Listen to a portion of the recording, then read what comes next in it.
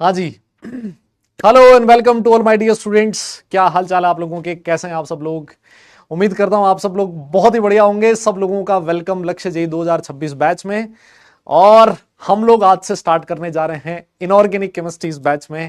A very good evening to all of you. नमस्कार आप सब लोगों को। क्या हाल चाल आप लोगों के, कैसे हैं भाई सब लोग, एक बार फटाफट से बता दे जरा।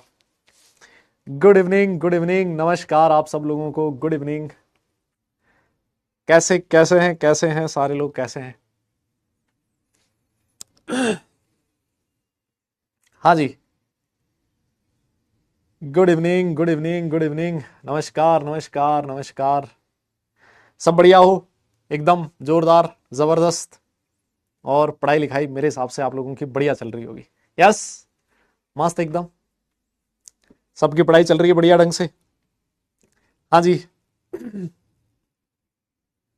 तो जिस पल का बेसब्री से इंतजार था आप सब लोगों को, है ना, वो दिन आज आ चुका है। और मुझे भी इंतजार था इस बैच में पढ़ाने का। लक्ष्य जेई बैच इनऑर्गेनिक केमिस्ट्री, और केमिस्ट्री का वो पोर्शन जो मुझे लगता है कि सबसे ज्यादा स्कोरिंग पोर्शन होता है, सबसे कम टाइम में सबसे ज्यादा नंबर देने वाला पोर्शन होता है इनऑर्गेनिक केमिस्ट्री का। उस पोर्शन को हम लोग आज से स्टार्ट करने जा रहे हैं। जेई मेंस हो चाहे जेई एडवांस हो, इनऑर्गेनिक केमिस्ट्री आपको भर भर के नंबर देता है ना। और आप अपनी स्पीड बढ़ा सकते हैं इस इनऑर्गेनिक केमिस्ट्री की हेल्प से। आप कम टाइम में ज्यादा मार्क्स अटेंड कर सकते हैं। यस। और एक खास बात और है जो इस बैच के साथ जुड़ी है, वो ये है कि लक्ष्य में इनऑर्गेनिक केमिस्ट्री में पहली बार पढ़ा रहा हूं, है ना। लक्ष्य में मैं फिजिकल पढ़ा चुका हूं, अर्जुना में फिजिकल पढ़ा दिया, अर्जुना में इनऑर्गेनिक पढ़ा दिया, प्रयास में इनऑर्गेनिक भी पढ़ा दिया, प्रयास 2.0 में फिजिकल भी पढ़ा दिया।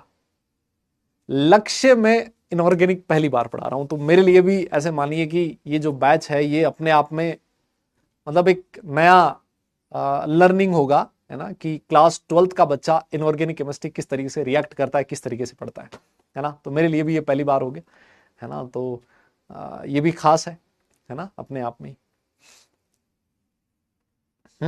हाँ। और इस बैच की एक खास बात और मैं बताऊं, लक्ष्य बैच की, जब मैंने फिजिक्स वाला ज्वाइन किया, है ना, और उस साल मेरा पहला जो लाइव बैच था वो लक्ष्य 1.0 था, है ना। ऑब्वियस आप उस बैच में नहीं थे, उस बैच के पार्ट नहीं थे, बट सबसे पहला लाइव बैच जो मेरा इस प्लेटफॉर्म पे था वो लक्ष्य 1.0 था। और उस साल मैंने लक्ष्य 1.0 में फिजिकल केमिस्ट्री पढ़ाया था, है ना। आज से करीबन 2-3 साल पहले वो टाइम था। तो लक्ष्य बैच हमेशा से ही जैसे ही नाम आता है ना लक्ष्य का, मेरे लिए वो मेमोरीज है इस बैच की जो हमेशा जुड़ती है। और पहला लाइव बैच पीडब्ल्यू प्लेटफॉर्म पे आज से 3 साल पहले, आप समझिए कितना बड़ा बैच हुआ करता। आज भी मेरे हिसाब से सबसे बड़ा बैच होगा जेई का। लक्ष्य, अर्जुना 1.0, प्रयास 2.0, ये वाले बैचेस होते हैं। बहुत अच्छा बच्चा इस बैच से आता है, हर बार बहुत शानदार रिजल्ट, बहुत शानदार सिलेक्शन ये वाला बैच देता है। और बहुत सारा प्यार मिला मुझे उस साल बच्चों से, और उसी की बदौलत है कि आज मेरे पास लक्ष्य, अर्जुना, प्रयास ये वाले बैचेस हैं। और इनमें बहुत ज़बरदस्त तरीके से, चाहे वो इनऑर्गेनिक हो चाहे वो फिजिकल हो, सारी चीज़ें हम लोग बढ़िया ढंग से पढ़ते हैं, है ना। आ, इस बैच के बारे में अगर मैं थोड़ी सी इनऑर्गेनिक केमिस्ट्री के बारे में अगर मैं थोड़ी सी बात करूं, क्योंकि हम लोगों को स्टार्ट करना है ये वाला चैप्टर इनऑर्गेनिक केमिस्ट्री, और थोड़ा सा स्ट्रेटेजिकली इनऑर्गेनिक केमिस्ट्री मुझे लगता है कि क्लास 12th में पढ़ाने की जरूरत है ना। ड्रॉपर जो बच्चा होता है उसको इनऑर्गेनिक केमिस्ट्री आप अलग तरीके से पढ़ा सकते हो। इनऑर्गेनिक केमिस्ट्री 12th क्लास में उसका तरीका मुझे लगता है थोड़ा सा डिफरेंट है। वो तरीका क्या है, क्या तरीका मैं काम में लेने वाला हूं, कैसे हम लोग करने वाले हैं, जिससे कि कम टाइम में हमारी जो इफेक्टिवनेस है वो ज्यादा रहे, है ना, वो भी मैं आप लोगों के साथ डिस्कस करूंगा। लेकिन एक छोटा सा क्वेश्चन है ना, एक छोटा सा क्वेश्चन है जो मैं आप लोगों से पूछना चाहता हूं, और वो ये वाला क्वेश्चन है, क्योंकि आप में से हो सकता है कुछ बच्चे ऐसे हों, है ना, कुछ बच्चे आप में से ऐसा हो सकता है कि जिन्होंने मेरे से अर्जुना 1.0 या फिर अर्जुना 2.0 में कभी पढ़ा हो, है ना, क्योंकि लास्ट ईयर मेरे पास अर्जुना 1.0 भी था, अर्जुना 2.0 भी था। 1.0 में मैं इनऑर्गेनिक पढ़ा रहा था, 2.0 में फिजिकल पढ़ा रहा था। तो मैं आप लोगों से एक वोट टाइप पोल है, मैं आपकी स्क्रीन पर देना चाहता हूं, है ना, एक वोट टाइप पोल होगा जो मैं आपकी स्क्रीन पर दूंगा। ये सिर्फ ये जानने के लिए कि आप में से कितने प्रतिशत बच्चे ऐसे हैं जो कहीं ना कहीं मेरे से पढ़ चुके हैं, है ना, जिन्होंने इनऑर्गेनिक केमिस्ट्री या फिर फिजिकल केमिस्ट्री लास्ट ईयर पढ़ा हो। तो जिस भी बच्चे ने क्लास 11th में इनऑर्गेनिक केमिस्ट्री में से पढ़ा, मैं सिर्फ इनऑर्गेनिक केमिस्ट्री की बात कर रहा हूं, फिजिकल केमिस्ट्री की बात नहीं कर रहा हूं। जितने भी बच्चे इस बैच में जो इस समय लाइव हैं, जिन बच्चों ने इनऑर्गेनिक केमिस्ट्री क्लास 11th का मेरे साथ पढ़ा है, एक बार के लिए मैं चाहता हूं बच्चे थम्स अप करेंगे। जिन बच्चों ने इनऑर्गेनिक केमिस्ट्री मेरे से नहीं पढ़ा लास्ट ईयर अर्जुना में, वो थम्स डाउन करेंगे। यस, ठीक है। तो ये मैं पोल आपकी स्क्रीन पर दे रहा हूं, है ना, पोल मैंने आपकी स्क्रीन पर डाल दिया, वोट टाइप का पोल है। इनऑर्गेनिक केमिस्ट्री क्लास 11th में पढ़ा है मेरे से, थम्स अप, नहीं पढ़ा थम्स डाउन। यस, ये दो चीजें मैं आप लोगों से जानना चाहता हूं, है ना। इसमें कोई ऐसा नहीं है कि कुछ गलत आपको रिप्लाई करना है, एक्चुअल रिप्लाई करो, मुझे पता लगेगा कितना प्रतिशत बच्चा ऐसा है जो मेरे पढ़ाने के तरीके से वाकिफ है, उसको पता है कि मैं किस तरीके से पढ़ाता हूं, है ना। ये मेरे जानना मेरे लिए आसान हो जाएगा काम, है ना। तो एक बार फटाफट से रिप्लाई करो जरा। यस, पोल आपकी स्क्रीन पर है। हाँ हाँ, वन शॉट पढ़ा हो यूट्यूब पे तब भी आप लोग थम्स अप कर सकते हो। इनऑर्गेनिक केमिस्ट्री मेरे से पढ़ा है कहीं ना कहीं, वो थम्स अप कर सकते हैं, है ना, चाहे आप कहीं से भी पढ़े हो। यस, फटाफट से बता दो जरा। हाँ, ये क्यों कर रहा हूं मैं, सिर्फ इसलिए कर रहा हूं ताकि पता रहे कि हाँ इतना बच्चा ऐसा है जो जिसको पता है कि भाई मैं किस तरीके से पढ़ाता हूं, है ना, सिर्फ ये बैच उसलिए है। ठीक है, चलो बस रिजल्ट पोल का फटाफट से देख लेते हैं। बहुत बढ़िया, ये तो एकदम गजब बात हो गई है, बहुत बढ़िया। लगभग 55-56% बच्चा ऐसा है जिसको ये पता है कि इनऑर्गेनिक केमिस्ट्री मैं कैसे पढ़ाता हूं। ये बहुत बढ़िया बात है ना, और मेरे लिए ये बहुत ही आसान चीज हो जाएगी यहां से टैकल करना, क्योंकि उनको मेरी पढ़ाने के तरीके के बारे में पहले से पता होगा। बहुत बढ़िया बेटा, हाँ, वेरी गुड। अच्छा जी, एक छोटी सी चीज है जो मैं आप लोगों से और चाहता हूं, है ना, मैं आप लोगों से और चाहता हूं। मेरे हिसाब से आप लोगों को यह पता है कि इनऑर्गेनिक केमिस्ट्री जो है, इनऑर्गेनिक केमिस्ट्री क्लास 11th में कौन कौन से 12th क्लास में इनऑर्गेनिक केमिस्ट्री के कौन कौन से चैप्टर्स हैं, है ना। हम लोग शुरुआत हालांकि कोऑर्डिनेशन कंपाउंड से करेंगे, है ना, लेकिन कौन कौन से चैप्टर्स हैं ये मेरे हिसाब से आप लोगों को पता है। यस, पता है क्या? पोल नहीं आया, कोई बात नहीं, अरे मतलब लगभग 55 से 60% के मतलब बीच का मैं मान लेता हूं ना, इतना परसेंटेज रहा होगा। यस, देखो अगर मैं क्लास 12th की बात करूं इनऑर्गेनिक केमिस्ट्री की, तो सबसे पहले कोऑर्डिनेशन कंपाउंड्स आता है ना। जो चैप्टर्स हमारे सिलेबस में है वो हम लोग एक बार के लिए देख लेते हैं। कोऑर्डिनेशन कंपाउंड्स है, ये एक चैप्टर है। एक चैप्टर हमारा आता है पी ब्लॉक एलिमेंट, है ना, ये पता ही है तुम्हें, पी ब्लॉक एलिमेंट्स। एक हमारा चैप्टर आता है D and F block elements. Yes, D and F block elements. एक चैप्टर हमारा आता है क्वालिटेटिव एनालिसिस। यस, ये भी आता है सर, क्वालिटेटिव एनालिसिस, है ना, जिसको आप लोग सोल्ट एनालिसिस भी बोलते हो, ये आता है। और एक चैप्टर आता है सर हमारा मेटलर्जी। अरे बोलिए मुन्ना दादा, क्या इनके अलावा भी कोई चैप्टर है तो बता दो जरा। इसमें से अगर मैं बात करूं, ये जो हमारा चैप्टर है कोऑर्डिनेशन कंपाउंड्स, बेटा ये जेई मेंस और जेई एडवांस दोनों के सिलेबस में है। D and F block elements JEE mains और जेई एडवांस दोनों के सिलेबस में है। जो क्वालिटेटिव एनालिसिस है बेटा, वो जेई मेंस और जेई एडवांस दोनों के सिलेबस में है। लेकिन ये जो मेटलर्जी है सर, ये सिर्फ और सिर्फ जेई एडवांस के सिलेबस में है। यस, और मैं आपको बताऊं, ये जो पी ब्लॉक एलिमेंट है, इसका भी एक बहुत बड़ा पोर्शन ऐसा है जो जेई एडवांस के सिलेबस में है। ये जेई मेंस के सिलेबस में भी है और ये जेई एडवांस के सिलेबस में भी है। ये मैं आपको बताना चाहता हूं, कुछ पोर्शन पी ब्लॉक एलिमेंट का सिर्फ मेंस के सिलेबस में, एडवांस में नहीं है, और एडवांस में तो सारा सब कुछ होता ही है ना। बहुत सारा पोर्शन ऐसा है जो एडवांस के सिलेबस में है लेकिन मेंस के सिलेबस में नहीं है। किसका? पी ब्लॉक एलिमेंट का। कौन सा है वो मैं आपको बताऊंगा। यस, ये वो वाले चैप्टर्स हैं। अब ब्राइटनेस कम है बेटा, आज इस क्लास के लिए ब्राइटनेस थोड़ी सी आप आप ना आज वाली क्लास में थोड़ा सा हजम कर लो ब्राइटनेस को, है ना। इसको अगली क्लास में हम लोग ब्राइटनेस बढ़ाने की कोशिश करेंगे, ठीक है। एक बार के लिए देखते हैं, देखिए हाँ चलो अभी शायद कुछ ठीक हो जाए, है ना। यस हाँ, अगर ब्राइटनेस कम है तो कोई बात नहीं, ये जो पहली क्लास है आज वाली फर्स्ट क्लास है, थोड़ा सा हजम कर लो, है ना। नेक्स्ट क्लास में थोड़ा इसको ठीक कर देंगे, ठीक है, कोई दिक्कत नहीं है ना, इतना तो मेरे हिसाब से मैनेज किया जा सकता है। यस हाँ, अब एक बात और मुझे बताओ, इसमें से कौन कौन से चैप्टर्स ऐसे हैं जो तुम्हारे बोर्ड के सिलेबस में नहीं है, जल्दी बताओ। कौन कौन से चैप्टर्स ऐसे हैं जो सीबीएसई, क्योंकि तुम 12th क्लास के बच्चे हो, 12th क्लास का बच्चा है, उसको बोर्ड के लिए भी प्रिपरेशन करनी है, उसको मेंस के लिए भी पढ़ना है और एडवांस के लिए भी पढ़ना है ना। तो देखो कोऑर्डिनेशन कंपाउंड तो पूरा का पूरा है तुम्हारे बोर्ड के सिलेबस में। Yes, D and F block elements भी है, बिल्कुल है सर। क्वालिटेटिव एनालिसिस भी एक तरीके से अगर मैं कहूं तो है ही ना। अरे सर प्रैक्टिकल केमिस्ट्री, सर हमें लैब में एक्सपेरिमेंट वगैरह भी तो करने होते हैं सर, ये बोर्ड के सिलेबस में ये भी है ना। हालांकि हो सकता है कि वो एक्सपेरिमेंट्स और कैसे होता है बोर्ड में, है ना, बोर्ड में कैसे काम चलता है, क्या होता है, ये तुम लोग जानते ही हो, है ना। कोई एक्सपेरिमेंट खुद से करता नहीं है ना, वो अलग कहानी है, उसके बारे में मैं नहीं जाना चाहता, डार्क रियलिटी है ना, तो उसके बारे में हम लोग बात नहीं करेंगे। लेकिन मेटलर्जी जो है ये हमारे बोर्ड के सिलेबस का पार्ट नहीं है। यस, है ना, ठीक है सर। तो बोर्ड में अगर मैं देखूं तो ये जो चैप्टर है ना इनऑर्गेनिक केमिस्ट्री, बहुत बड़ा वेटेज नहीं रखता, है ना। ये जो पोर्शन है इनऑर्गेनिक केमिस्ट्री बोर्ड में बड़ा वेटेज नहीं रखता, लेकिन जेई एडवांस में बहुत बड़ा पोर्शन रखता है ना, बहुत बड़ा पोर्शन रखता है। पी ब्लॉक भी नहीं है ना, कोऑर्डिनेशन है, डी एंड एफ ब्लॉक है मेनली, तो क्वालिटेटिव एनालिसिस सिर्फ प्रैक्टिकल में काम में आता है, मेटलर्जी है नहीं, पी ब्लॉक है नहीं, बस खत्म हो गया काम। यस, तो अब बात यह आती है कि एक तो होता है कि सर जब हम लोग इसको पढ़ेंगे तो कैसे पढ़ेंगे, पढ़ने का हमारा तरीका क्या रहेगा।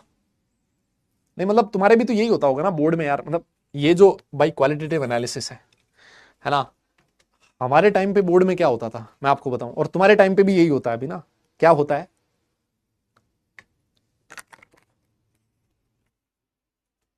हाँ कि साहब एक बंदा आता है प्रैक्टिकल लेने कहीं और से, है ना, जैसे ही स्कूल में आता है, स्कूल में उनकी खातिरदारी होती है जबरदस्त, बहुत शानदार तरीके से, है ना, राजा की तरह उनको पलकों पे बिठा के रखा जाता है ना, होता है ना। अबे hydrogen S block element 12th class के टॉपिक नहीं है, थप्पड़ मार दूंगा मैं, हैं अभी से मजे लेने लगे हो। यस, वो बंदा आएगा बढ़िया खातिरदारी एकदम, चाय नाश्ता पानी एकदम गजब, है ना, चारों तरफ से एकदम जबरदस्त तरीके से उसकी खातिरदारी होती है, बढ़िया बढ़िया गिफ्ट भी दिए जाते हैं, है ना, और बदले में आपको क्या मिलता है, बढ़िया मार्क्स मिल जाते हैं, जबरदस्त नंबर मिल जाते हैं, काम बन जाता है ना। अब यही रियलिटी है ना, अब क्या कर सकते हैं इसमें। लेकिन देखो मैं आपको बताऊं, अगर आप स्कूल जाने वाले बच्चे हो और स्कूल में अगर आपका क्वालिटेटिव एनालिसिस सोल्ट एनालिसिस हो रहा है, तो मेरी हाथ जोड़ के विनती है उस क्लास को कभी मिस मत करना। क्योंकि चलो ठीक है, हम लोग ये एक्सपेरिमेंट यहां पर करेंगे कि इसमें ये डाल दिया तो ये कलर आ गया, इसकी स्मेल ऐसी होती है, इसकी कलर, ये जो गैस निकलती है इसका कलर ऐसा होता है, इसकी स्मेल ऐसी होती है। ये चीज एक जब आप प्रैक्टिकल करते हो और सिर्फ थ्योरी पढ़ते हो, दोनों में बहुत डिफरेंस है। जब आप प्रैक्टिकल करते हो, आप सीखते हो, आपको लंबे टाइम के लिए वो चीज याद रखती है। अपने हाथों से अगर मान लो दो चीज को मिलाओ और तीसरा कलर निकल जाए, मजा आ जाता है, वो चीज हमेशा के लिए याद रहती है ना। तो मेरी आप लोगों से यही विनती है, अगर 12th क्लास आप बोर्ड के बच्चे हो, आप स्कूल जाने वाले बच्चे हो और आपकी स्कूल के अंदर सोल्ट एनालिसिस अगर हो रहा है, तो फॉर गॉड सेक आप उस क्लास को बिल्कुल मिस ना करें, क्लास में जाएं, वो आपके लिए बहुत फायदेमंद है, बहुत चीज याद रहेगी, आप बहुत सारा सोल्ट एनालिसिस अपने स्कूल में ही सीख लोगे, ठीक है। हाँ वो डमी डमी डुमी जो भी है, मैं उसकी बात नहीं करना चाहता, मैं उस बच्चे की बात कर रहा हूं जो स्कूल जाता है, ठीक है। तो पहली चीज तो ये ध्यान रखना, ठीक है, हाँ ठीक बात है सर। अब क्योंकि जो मेटलर्जी है वो सिर्फ और सिर्फ जेई एडवांस के सिलेबस का पार्ट है, तो इसको तो हम लोग पूरा अलग से ही पढ़ेंगे, है ना, इसको मेंस में, है ना, साथ नहीं पढ़ेंगे, इसको पूरा अलग से ही पढ़ाया जाएगा।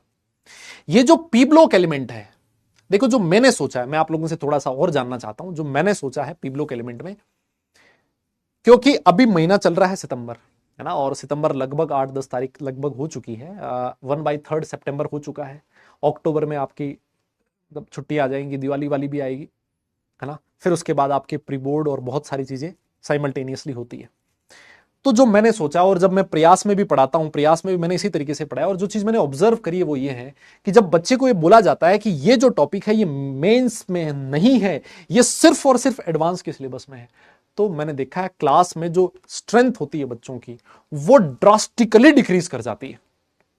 क्योंकि कई बार बच्चे को ये लगता है कि पहले मैं मेंस तो कर लूं, मेरा तो भैया बोर्ड भी है, पहले मुझे मेंस का पेपर भी तो देना है, एडवांस तो उसके बाद है, और सर मेरा मेंस और एडवांस में एक अच्छा खासा गैप भी होता है, मैं उस समय भी प्रिपरेशन कर सकता हूं। तो सर मुझे अभी आप एडवांस क्यों पढ़ा रहे हो? सर ये टॉपिक मेन के सिलेबस में है ही नहीं, तो पहले क्यों करवा रहे हो? ये चीज मैंने देखी है कि मैक्सिमम बच्चा क्लास में अटेंडेंस बहुत ही कम रहती है, बच्चा देखता उसको अटेम्प्ट के बाद ही है। यस, है ना।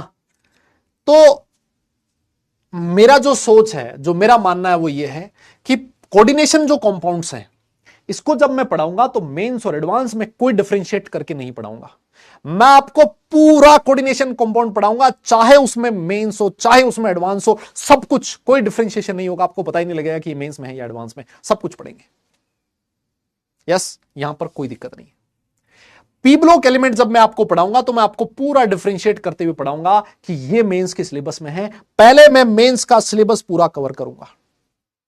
यस, जब D and F block element पढ़ेंगे पूरा चैप्टर पढ़ेंगे, कोई दिक्कत नहीं है, मेंस हो एडवांस हो सब कुछ निपटा देंगे। ये तो वैसे ही अलग से पढ़ाना है, क्वालिटेटिव एनालिसिस जब पढ़ाया जाएगा वो हम लोग डिस्कस कर लेंगे, जैसा आप बोलोगे वैसे कर लेंगे, मेंस एडवांस जैसे आप कहोगे वैसे कर लेंगे।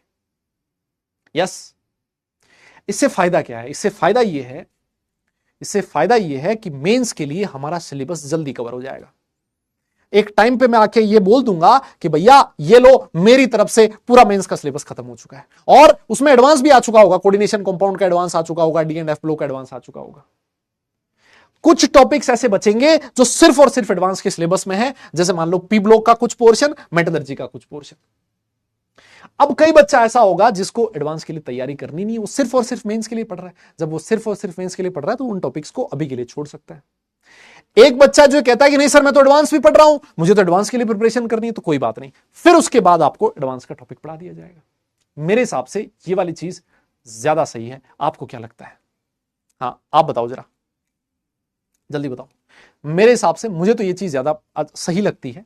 कम से कम टॉपिक कुछ नहीं छूटेगा ना। तुम्हें ऐसा लग रहा होगा कि सर कोई चीज छोड़ देंगे, नहीं, छोड़ना कुछ भी नहीं है, बात सिर्फ ये है कि कौन सी चीज कब पढ़ाई जाए। यस यस यस यस, क्या क्या मैं सही कह रहा हूं? क्या ये तरीका, क्या ये जो स्ट्रेटजी है, क्या ये सही तरीका है? क्या ये स्ट्रेटजी सही है?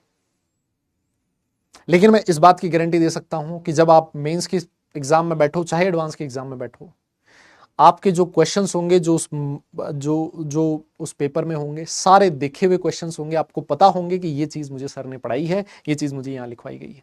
इस बात की गारंटी मैं दे सकता हूं, है ना। और आपको विश्वास करके, इसी विश्वास के साथ इस बैच में पढ़ना पड़ेगा, है ना। और मैं हमेशा लास्ट ईयर भी और हर साल में बच्चे को एक ही बात कहता हूं कि यार किसी भी एग्जाम में सक्सेस होने का जो सबसे इंपॉर्टेंट चीज है वो है विश्वास और कॉन्फिडेंस।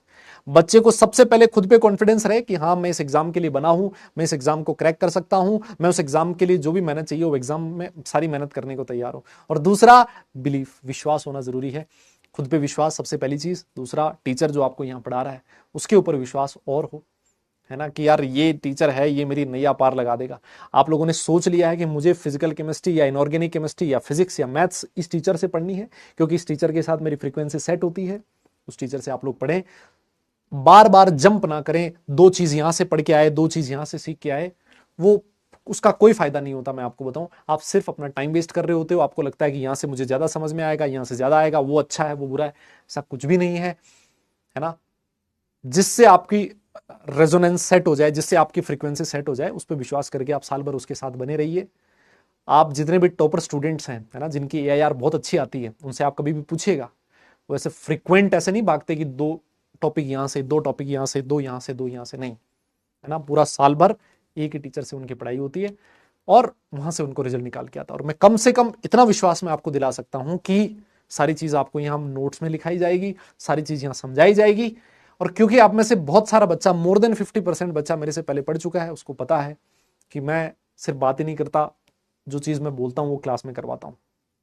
रही बात सिलेबस कंप्लीशन की, सिलेबस को डिले करना या बहुत लेट कंप्लीट करना ये मेरे नेचर का हिस्सा कभी नहीं रहा है। यस, सिलेबस मेरा हमेशा ऑन टाइम खत्म होता है, जब बताया जाता है उसी समय खत्म कर देता हूं, कई बार उससे पहले भी खत्म कर देता हूं, लेकिन without compromising the quality, without compromising the question practice. बिल्कुल टाइमली या फिर बिफोर टाइमली हम लोग सिलेबस को कवर करने की कोशिश करते हैं।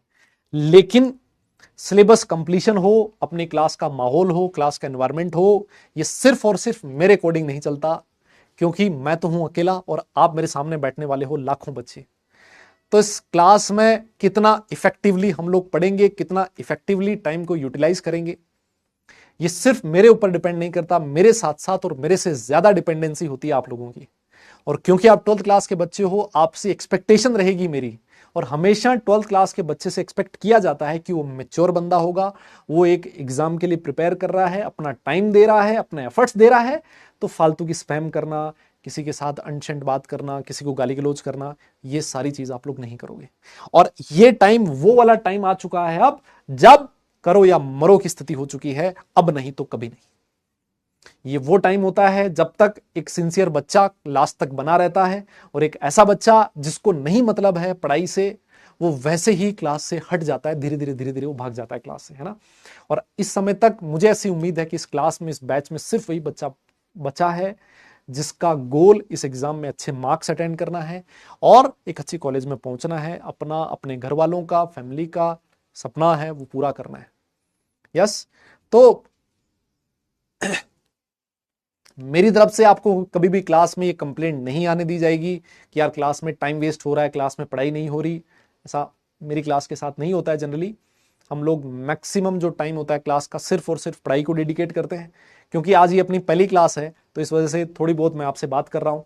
कुछ बच्चे नए भी हैं जिनको नहीं पता मैं, मेरा जो तरीका है वो क्या रहने वाला है, किस तरीके से मैं सिलेबस कंप्लीट करने वाला हूँ। एक बार वो भी बात कर ली, कैसे इनऑर्गेनिक केमिस्ट्री को इफेक्टिवली पढ़ा जा सकता है, वो भी हम लोग अभी बात करने वाले हैं ना। लेकिन ये चीज हमेशा नहीं होगी, है ना। हम लोग मैक्सिमम टाइम जो है वो सिर्फ और सिर्फ पढ़ाई को डेडिकेट करेंगे, है ना। कई बार आपको ऐसा भी लग सकता है मेरी क्लास में कि यार सर तो बहुत ज्यादा पढ़ा रहे हैं ना, मतलब क्लास में बहुत ज्यादा मुझे वो कंटेंट दिया जा रहा है ना। सर बात कम करते हैं, है ना, कोई, है ना, इधर उधर की बात थोड़ी कम होती है। वो जनरली मेरे साथ ऐसा ही है, मैं आपको पहले ही बता दूं। पढ़ा मैं ईमानदारी से देता हूं, बहुत मेहनत से, बहुत एफर्ट से पढ़ाता हूं, लेकिन कई बार ये जो एक्स्ट्रा करिकुलर एक्टिविटीज होती है वो मैं नहीं कर पाता हूं, है ना। मैं कोशिश करता हूं लेकिन नहीं होती कई बार। तो मेरे हिसाब से आप लोग उस चीज को समझेंगे कि उसकी जरूरत नहीं है आपको जरूरत है कंटेंट की, जो आपको इस बैच में मिलेगा, इस क्लास में मिलेगा। तो आप कंटेंट के लिए आए हैं, अपना सिलेबस टाइम पे कवर करने के लिए आए हैं, अच्छे मार्क्स के लिए आए हैं।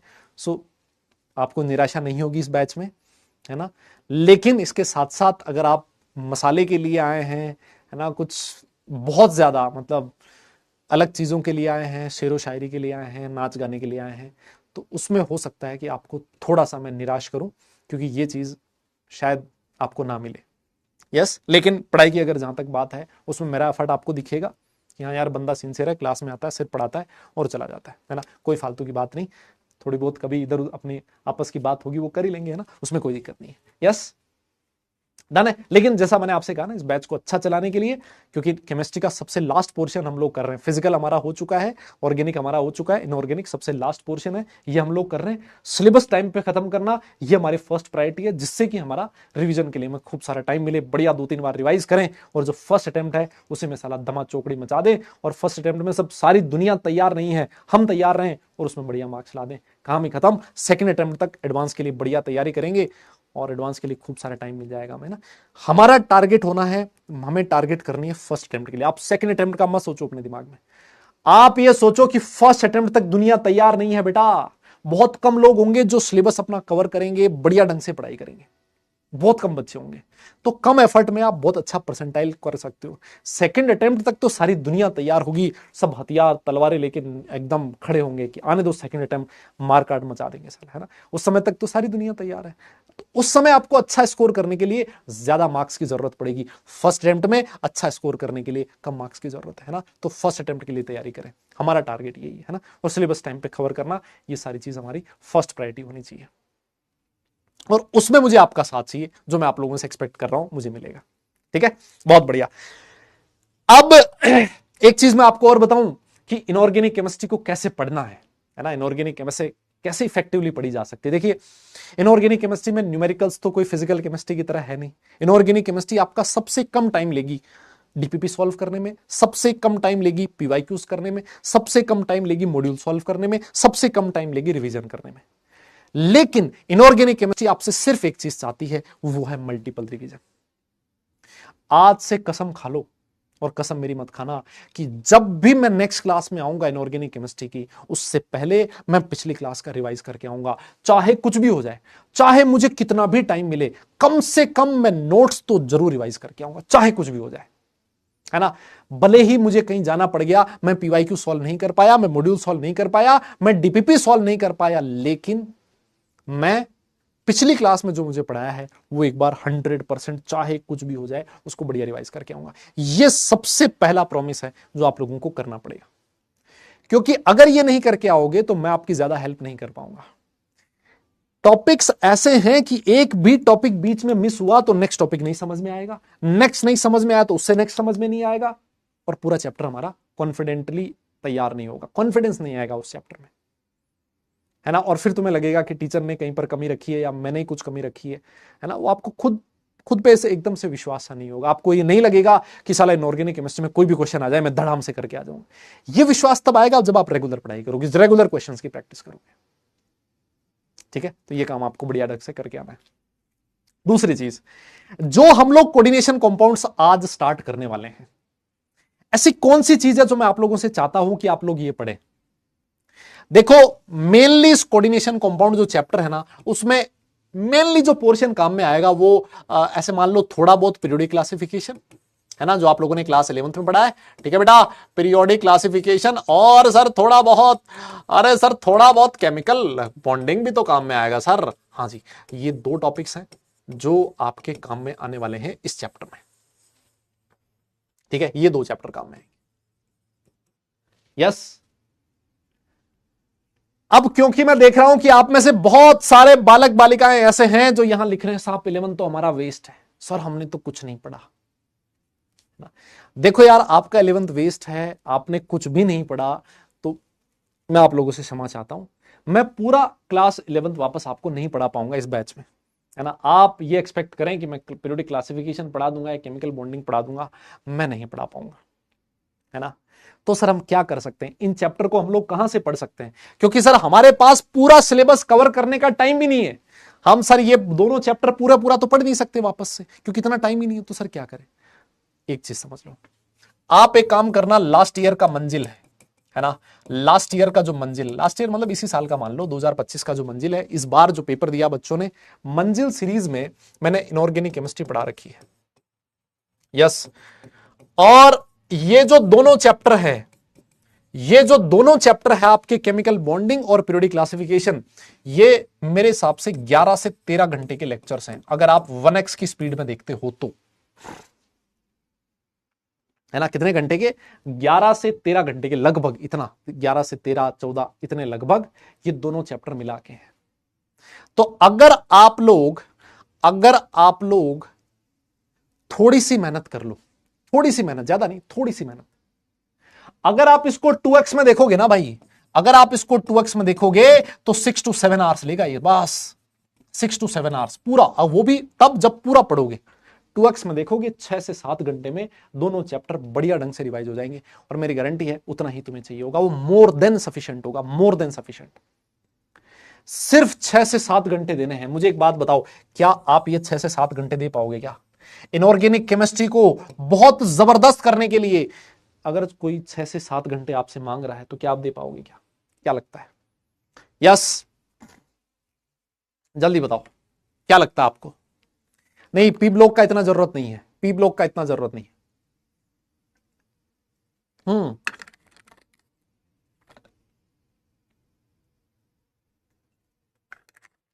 पक्का, पक्का एकदम। तो जो भी बच्चा, जिस भी बच्चे को अच्छे से रिवीजन करना हो, मंजिल सीरीज मैंने बता दिया, पीरियोडिक क्लासिफिकेशन, केमिकल बॉन्डिंग पढ़ ले, काम खत्म है, कुछ नहीं करना भाई इसके बाद में, कोई भी जो कॉन्सेप्ट पीछे का होगा ऑब्वियस है मैं उसका थोड़ा पोर्शन यहां कवर करने की कोशिश करूंगा। ऐसा नहीं होगा कि मैं ये बोल दूंगा ये तो तुमने क्लास 11th में पढ़ा होगा, नहीं, ऐसा नहीं बोलूंगा भाई, तुम चिंता मत करना। तुम साला ऐसे सोचो कि ये तो मास्टर मतलब बिल्कुल ही सब कुछ उड़ा रहा, नहीं, ऐसा नहीं होगा, सब कुछ नहीं उड़ाया जाएगा, यस, लेकिन हाँ वो उतनी डेप्थ में नहीं पढ़ाया जाए जितना कि 11th क्लास में पढ़ता था, ये हो सकता है।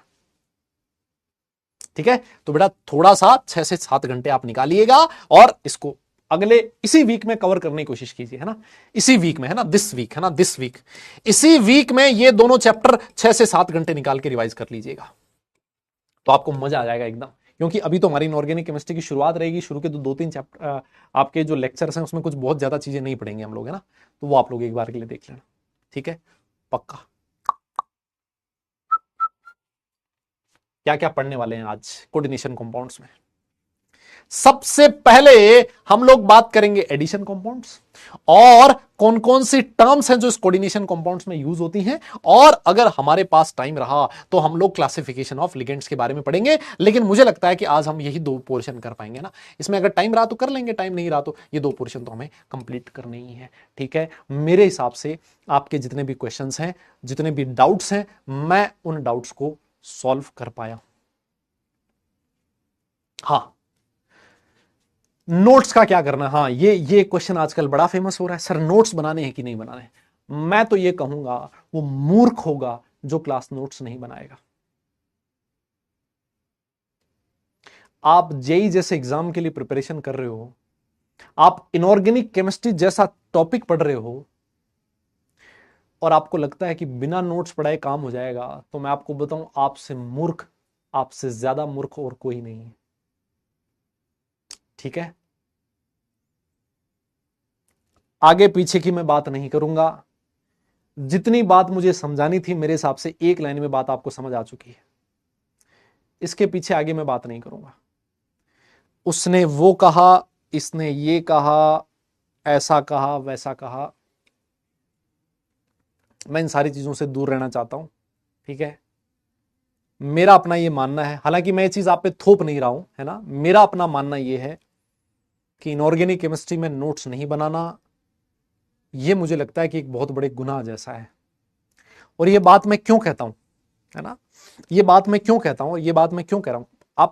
आप कोई बुक परचेज करना चाहें बिल्कुल कर सकते हैं, कोई दिक्कत नहीं है ना, आप बिल्कुल परचेज कीजिए बुक, बहुत अच्छी बात है, और बहुत अच्छी अच्छी बुक्स हैं जो मार्केट में इस समय अवेलेबल है, आप बिल्कुल बुक्स परचेज कर सकते हैं, वहां से क्वेश्चंस की प्रैक्टिस कर सकते हैं, और बहुत अच्छे अच्छे क्वेश्चंस हैं, है ना, और रेलिवेंट क्वेश्चंस हैं जो एग्जाम से रिलेटेड, आप बिल्कुल बुक यूज।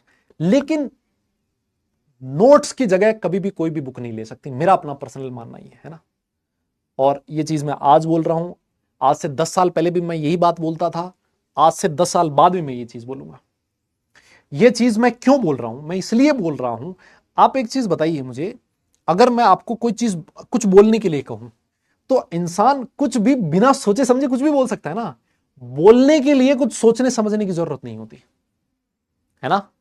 आप कुछ भी बकवास कर सकते हो, जैसे तुम में से कई लोग कर ही रहे हैं। लेकिन अगर मैं आपसे कहूं किसी टॉपिक के ऊपर मुझे लिख के बताओ, मुझे बताओ कोऑर्डिनेशन कंपाउंड्स क्या हैं, बेटा जब आप लिखते हो ना, लिखने से पहले आप रिकॉल करते हो दिमाग में। जब आप ये लिखोगे कि coordination compounds are those compounds which can not be dissociated completely in solution, जब ये बात लिखोगे, लिखने से पहले दिमाग में उसको रिकॉल करोगे, दिमाग में रिवाइज करोगे, तो जब आप कोई चीज लिखते हो ना, तो वो लिखने के साथ साथ रिवाइज भी होती है। लिखने के लिए सोचना पड़ता है मेरे भाई, बोलने के लिए सोचना नहीं पड़ता। और इसी वजह से मैं कहता हूं लिखना जरूरी है। इसी वजह से बोला जाता है कि लिख लिख के याद करो, बेवकूफ नहीं है जो ये बोलते हैं कि लिख लिख के याद करो, वरना तो कोई बोल देता बुक्स में तो लिखा है ना, पढ़ते पढ़ते याद कर लो, कोई बोलता है क्या? ऐसे नहीं बोलता, हर कोई ये कहता है लिख लिख के याद करो। लिखी हुई चीज हमेशा याद रहती है, क्योंकि हम लिखने से पहले सोचते हैं। बोर्ड पे लिखा हुआ है, एडिशन कंपाउंड लिखा हुआ है, आप पढ़ के निकल सकते हो, आप दिमाग में बिना कुछ सोचे समझे निकल सकते हो, addition compound terms use, classification निकल गए। लेकिन मैं यही बोलूं कि तुम अपनी कॉपी में लिखो, तो आप एडिशन कंपाउंड लिखोगे ना तो 3 बार बोलोगे addition compounds, addition compounds, addition compounds. सोचो, एक लाइन 3 बार रिवाइज होती है, लिखना जरूरी है। और दूसरी चीज, जिस दिन आपको पढ़ना है, जिस दिन आपको रिवीजन करना है, उस दिन सारे नोट्स एक जगह पे लिखे हुए हैं, साला खट से उठाएंगे, जो मर्जी हो जहां से उठाओ, रिवाइज कर लिया। हम नोट्स में मॉडिफिकेशन कर सकते हैं। हमें नोट्स में दिखा ये वाला टॉपिक यहां से मिला, आपने कोई बुक पढ़ी, आपको बुक में एक अच्छा टॉपिक मिल गया, अच्छा कॉन्सेप्ट मिल गया, उसको भी अपने नोट्स में ऐड कर लिया। एक अच्छा क्वेश्चन मिल गया, उसको भी अपने नोट्स में ऐड कर लिया, है ना। तो ये फ्लेक्सिबिलिटी देते हैं नोट्स, और बार बार रिवाइज करना बहुत आसान होता है, ठीक है ना। तो मैं तो आप लोगों से यही कहूंगा कि भाई नोट्स बनाओ, मेरी क्लास में बिल्कुल बनाओ, हाथ जोड़ के बोलूंगा। एक टाइम के बाद आपको ये चीज रियलाइज होगी कि नोट्स नहीं बनाना कितना बड़ा गलती किया आपने। हो सकता है आज ना हो, क्योंकि आसान है ना, सिर्फ मेरी शक्ल देखना है, जो मैं बोल रहा हूं वो सुनना है, नोट्स वोट्स बनाने की जरूरत नहीं है। तो इंसान हमेशा वो रास्ता चुनता है जो आसान होता है ना। मुश्किल रास्ते पे चलना थोड़ा मुश्किल होता है ना, इस वजह से वहां थोड़ी भीड़ भी कम रहती है, नहीं क्या। तो लेकिन उस रास्ते पे चलने में मजा बहुत आता है ना। सक्सेस होने के चांसेस बहुत ज्यादा होते हैं, क्योंकि भीड़ कम है, स्पीड से चलते हो, है ना। तो ऐसा पछतावा आपको ना हो, इस वजह से मैं चाहूंगा आप लोग नोट्स बनाएं, फ्रॉम डे वन बनाएं। जो क्लास में मैं लिख रहा हूं वो चीज जरूर लिखें, ठीक है। और इसके बाद आपकी श्रद्धा है, आपकी मर्जी है, मतलब आप अगर कन्विंस हो रखे हो कि नोट्स नहीं बनाने से काम हो जाएगा, इट्स योर चॉइस, ठीक है, वो आप लोग देख लें। लेकिन मेरे हिसाब से तो ये चीज सही है, नोट्स बनाना पड़ेगा। एनसीईआरटी रीड करनी है क्या बेटा? एनसीईआरटी आप अपनी श्रद्धा के लिए रीड कर सकते हो, है ना, अपनी मर्जी के लिए रीड कर सकते हो, है ना। आपको ऐसा लगे कि रीड मुझे करना है तो कर लो, है ना। एज सच मेरे हिसाब से तो इतनी कोई बहुत ज्यादा जरूरत नहीं, लेकिन फिर भी चलो देख लेना आप लोग, है ना। एनसीईआरटी आप लोग पढ़ लेना, क्योंकि मैं आपको बताऊं, क्योंकि जब आप एनसीईआरटी पढ़ोगे ना, तभी तो तुम्हें पता लगेगा कि तुम्हारे नोट्स में कितनी बढ़िया चीज लिखी हुई है ना। जब तुम एनसीईआरटी उठाओगे, एनसीईआरटी की तुम एक एक लाइन लिखो देखोगे, और तुम्हें लगेगा कि साला ये तो सारा सब कुछ मेरे नोट्स में लिखा हुआ है, और इससे कई बढ़िया लिखा हुआ है, इससे कई बढ़िया कॉन्सेप्ट मेरे नोट्स में लिखे हुए हैं, इससे बढ़िया क्वेश्चंस मेरे नोट्स में लिखे हुए, तभी तो तुम्हें खुशी का एहसास होगा, तभी तो तुम्हें लगेगा कि तुम्हारे नोट्स की कीमत क्या है, तभी तो तुम्हें विश्वास आएगा कि तुम मेंस एडवांस सारे क्वेश्चन कर लोगे। तो मैं चाहता हूं तुम लोग एनसीईआरटी करो, मैं चाहता हूं तुम लोग एनसीईआरटी की लाइंस पढ़ो, तुम लोग एनसीईआरटी के क्वेश्चंस करो, है ना। तो बिल्कुल करना, आप जरूर करना। यस, बहुत बढ़िया। आ जाइए, हम लोग अब सेशन को स्टार्ट करने जा रहे हैं। इनऑर्गेनिक केमिस्ट्री की धमाकेदार शुरुआत हम लोग आज से करने जा रहे हैं। एक बार के लिए सारे लोग फटाफट से थम्स अप कर दो कि सर शुरुआत कर दी जाए। सब लोगों से मैं थम्स अप चाहता हूं। यस, मैं सब लोगों से थम्स अप चाहता हूं। इनऑर्गेनिक केमिस्ट्री की शुरुआत हम लोग करने जा रहे हैं कि सर स्टार्ट किया जाए, शुरू किया जाए। फटाफट कर दो जरा। यस, हाँ जी, हाँ जी, बालक बालिकाएं सारे लोग। अब क्योंकि बातें होगी खूब सारी भाई, 35-40 मिनट बातें हो गई यार, है ना। लेकिन ठीक है, बातें भी जरूरी है। इनऑर्गेनिक केमिस्ट्री पढ़ रहे हैं, स्टार्ट कर रहे हैं, कैसे पढ़ना है, क्या पढ़ना है, आपके भी दिमाग में बहुत सारे डाउट्स हैं। सारे डाउट्स मुझे लगता है मैं क्लियर कर पाया हूं, और साथ साथ हम लोग बातें तो करते ही रहेंगे यार, क्लास के बीच बीच में भी चलता रहेगा, है ना। वो उसमें कोई दिक्कत नहीं आएगी। लेकिन अभी हम लोग सेशन को स्टार्ट कर देते हैं, क्योंकि तुम में से कई लोग बोर भी हो चुके होंगे, बोले मास्टर कितना बोलेगा, पढ़ा भी दे कुछ, है। हाँ,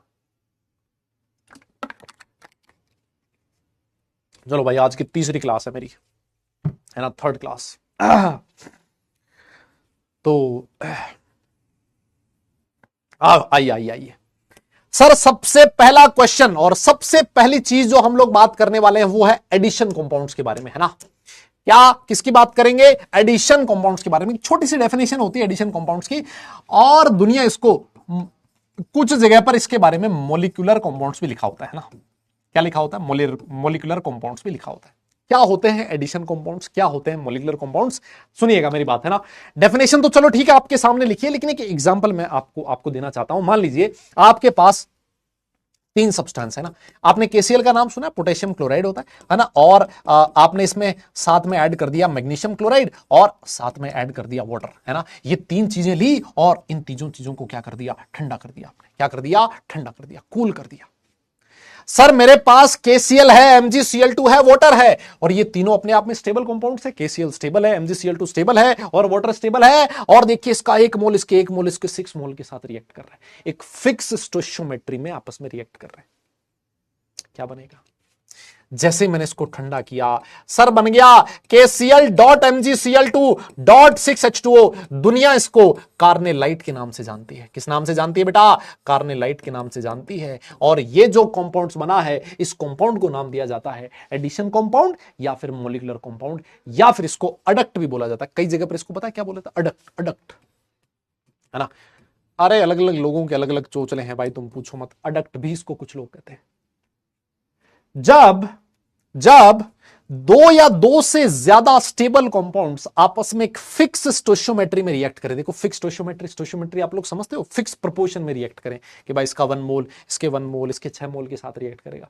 जब दो या दो से ज्यादा स्टेबल कंपाउंड्स एक फिक्स स्टोशियोमेट्री में एक दूसरे के साथ रिएक्ट करते हैं तो किसका फॉर्मेशन करते हैं? एडिशन कंपाउंड का फॉर्मेशन करते हैं। मेरे हिसाब से आपके सामने ये रही डेफिनेशन, देख लीजिए, सेम वही चीज लिखी है कि addition compounds formed by the combination of 2 और more stable compounds in a fixed stoichiometry.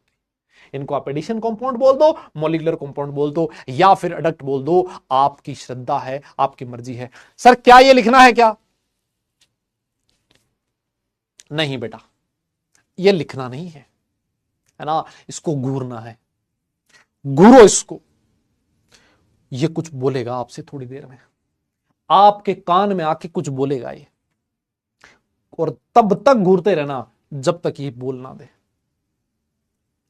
Yes, आओ एक और एग्जांपल देता हूं एडिशन कंपाउंड का।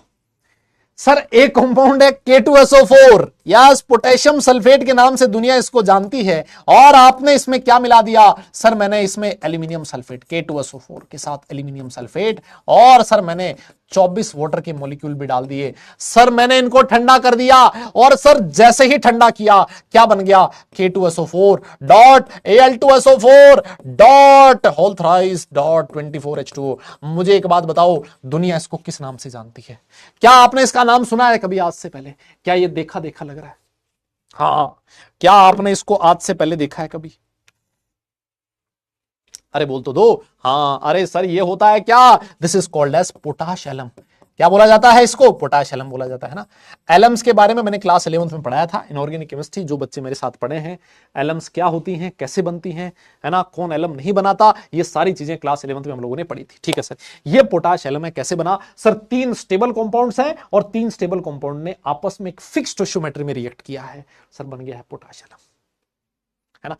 सिर्फ एलम मत बोलो बेटा, पोटाश एलम बोलो, है ना, क्योंकि पोटेशियम से बना है, क्रोमियम से भी बन सकता है, अमोनियम से भी बन सकता है, अमोनियम एलम भी होता है, क्रोमियम एलम भी होता है। This is potash alum. ठीक है सर, आइए और एग्जांपल देख लो, है ना, आपकी श्रद्धा है, आप लोग लिखना चाहो तो और भी लिख सकते हो। जैसे मान लो हमारे पास फेरस सल्फेट था, है ना, और इसमें मैंने क्या मिला दिया? सर मैंने इसको रिएक्ट करवाया अमोनियम सल्फेट के साथ, और साथ में 6H2O भी ले लिया, और मैंने देखा क्या बन गया? सर बना है आज FeSO4 डॉट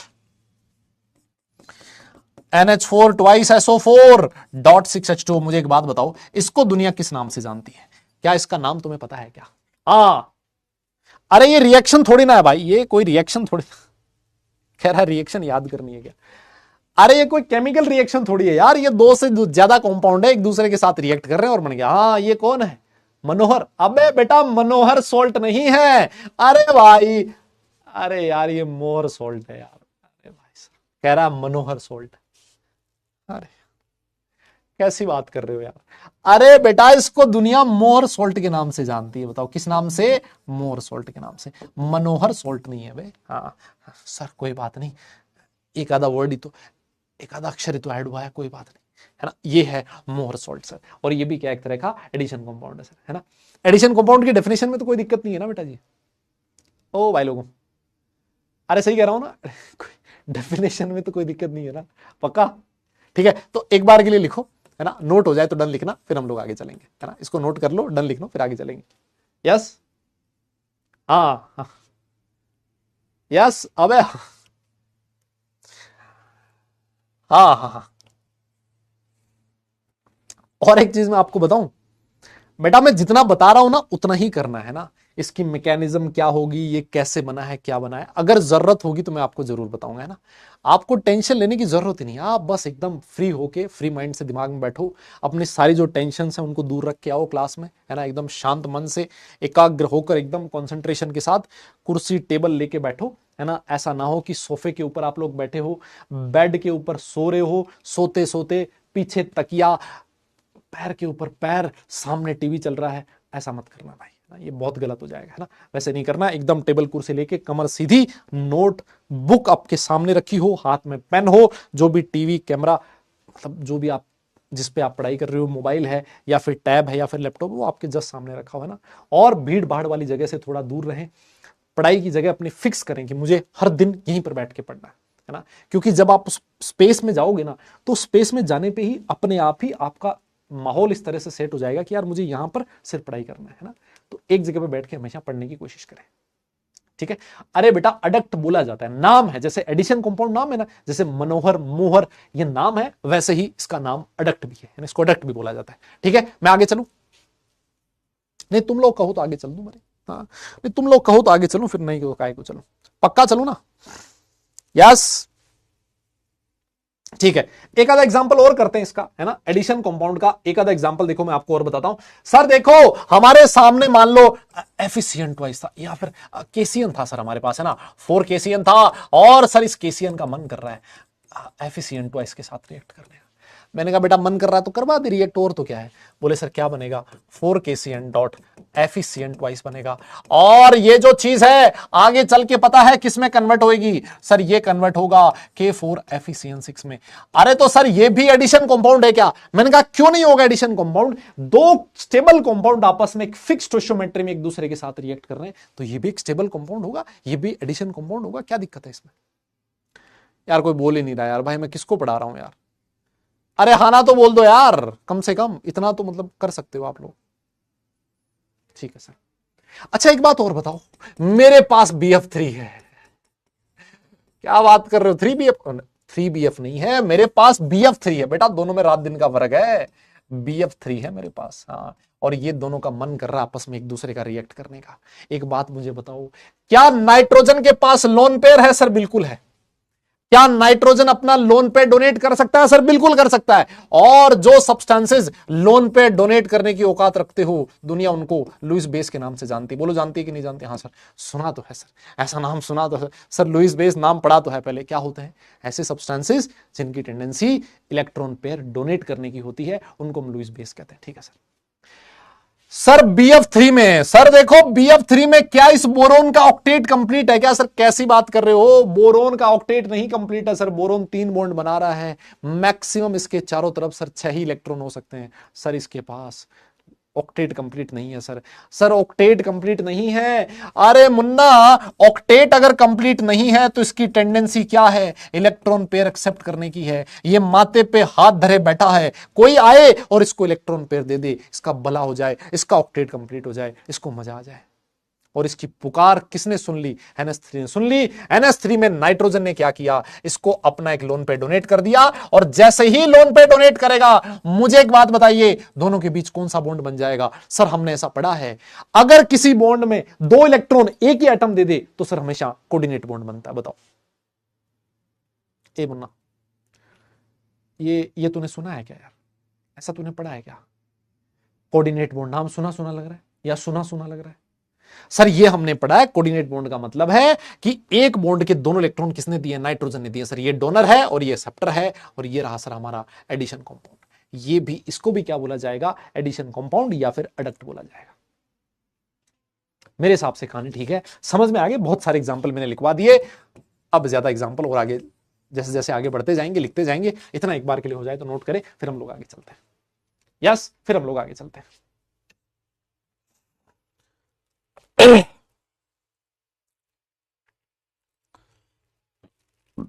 ओ राम,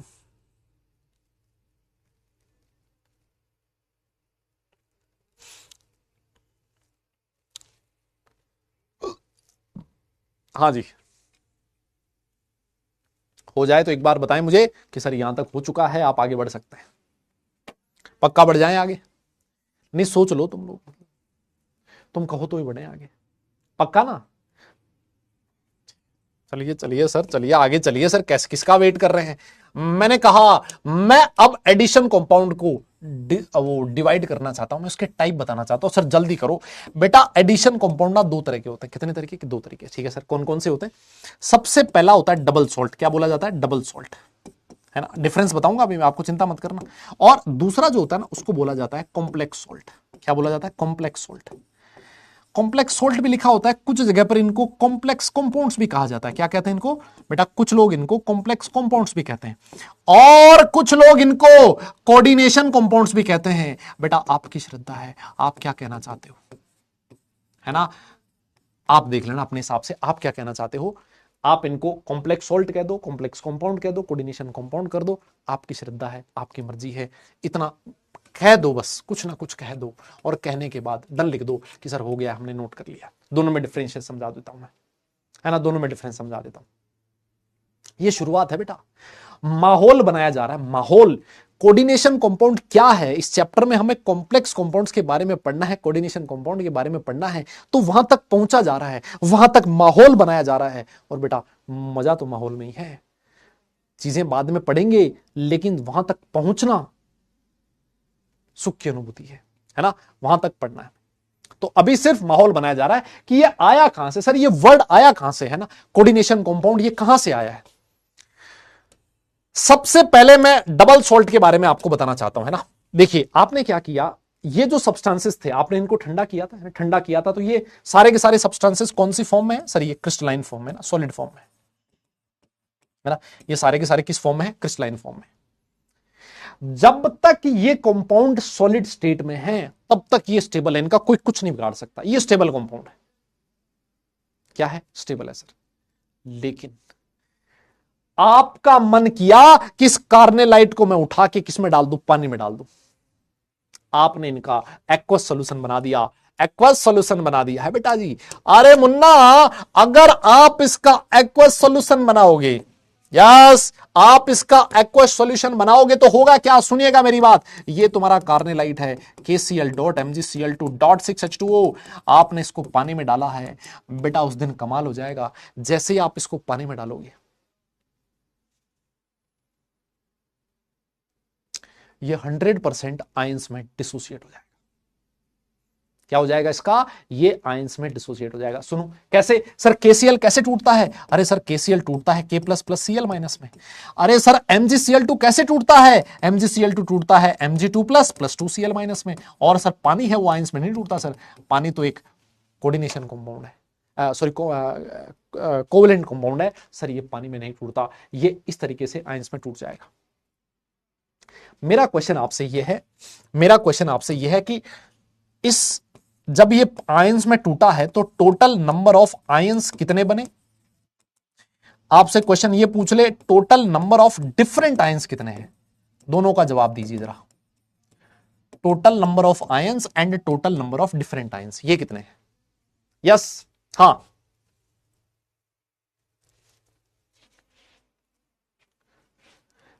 अरे बोलो सर, देखो टोटल नंबर ऑफ आयंस कितने हैं? एक K प्लस Cl माइनस, 1 2 3 और 2 5, मेरे हिसाब से 5 आयंस है। हाँ सर, टोटल 5 आयंस है। देखो टोटल नंबर ऑफ आयंस, अबे 4 वाला कौन है? 5 है ना बे, ओ चंडू 5, देख 1 2 3 4 और 5। Total number of different ions कितने हैं सर? देखो एक different K plus Cl minus Mg2 plus, sir different ion तो 3 ही है सर। क्या तुम मेरी बात समझ पा रहे हो? मतलब आपका जो सॉल्यूशन है उस सॉल्यूशन के अंदर K प्लस आयन प्रेजेंट है, Cl माइनस आयन प्रेजेंट है, Mg2 प्लस आयन प्रेजेंट है। इसका मतलब वो जो एक्वस सॉल्यूशन होगा, क्या आप उस एक्वस सॉल्यूशन में इन आयन को टेस्ट कर सकते हो? क्या इन आयंस का टेस्ट करवा सकते हो क्या उस सॉल्यूशन से? बिल्कुल सर, ये तीनों आयंस उस सॉल्यूशन में प्रेजेंट है, तो वो जो सॉल्यूशन होगा वो इन तीनों आयंस का टेस्ट देगा। मतलब इन तीनों आयंस के बारे में आप पता लगा सकते हो उस सॉल्यूशन में। तो क्या मैं ऐसे लिख सकता हूं कि जो सॉल्यूशन है, solution gives the test of all the ions, है ना। ये सर जो सॉल्यूशन होगा, ये सॉल्यूशन ऑल आयंस का टेस्ट देता है। ऑल आयंस कौन कौन से? K प्लस हो गया, Cl माइनस हो गया, Mg2 प्लस हो गया। इन तीनों आयंस का टेस्ट ये वाला सॉल्यूशन देगा। इन तीनों आयंस का पता लगा सकते हो। मतलब ये जो आयंस है, ये आयंस अपनी आइडेंटिटी को लूज नहीं करते, ये आयंस अपनी आइडेंटिटी बना के रखते हैं। इन आयंस के बारे में पता लगाया जा सकता है। These ions do not lose their identity but this compound loose its identity. ये पूरा का पूरा टूट गया, इसने अपनी आइडेंटिटी लूज कर दी। क्या मैं सही कह रहा हूं क्या? यस, लेकिन ये आयंस अपनी आइडेंटिटी लूज नहीं करते, इनका सॉल्यूशन में पता लगाया जा सकता है। कोई बोल ही नहीं रहा यार, मैं सही कह रहा हूं क्या? यस, अरे हाँ ना बोल दो। अरे total number of different ions, different कौन कौन से? एक के प्लस आयन, एक सीएल माइनस और एक Mg2 प्लस। ये डिफरेंट थोड़ी ना, सीएल माइनस गिन तो लिया, तो डिफरेंट आयन तो 3 हुए और टोटल आयन कितने हुए? 1 2 3 और 2 5, टोटल आयन 5 हो गए। एक बार के लिए नोट करो, इसको डन लिखो, फिर हम लोग आगे चलते हैं, है ना। अगला एग्जांपल देता हूं मैं आपको, इसको नोट करो। देखो डेफिनेशन भी ये लिखी है, the compounds which are stable in solid state but dissociate into simple ions completely when dissolved in water are known as double salt, है ना। ये डेफिनेशन लिखी है जो मैंने आपको समझाया है, एक बार के लिए इसको नोट कीजिए। बाकी एक दो एग्जांपल और देता हूं, फिर आगे चलेंगे। यस, फिर आगे चलेंगे बेटा। इसको नोट कर लो फटाफट, नोट कर लो बेटा, नोट कर लो, जल्दी कर लो। हाँ हाँ,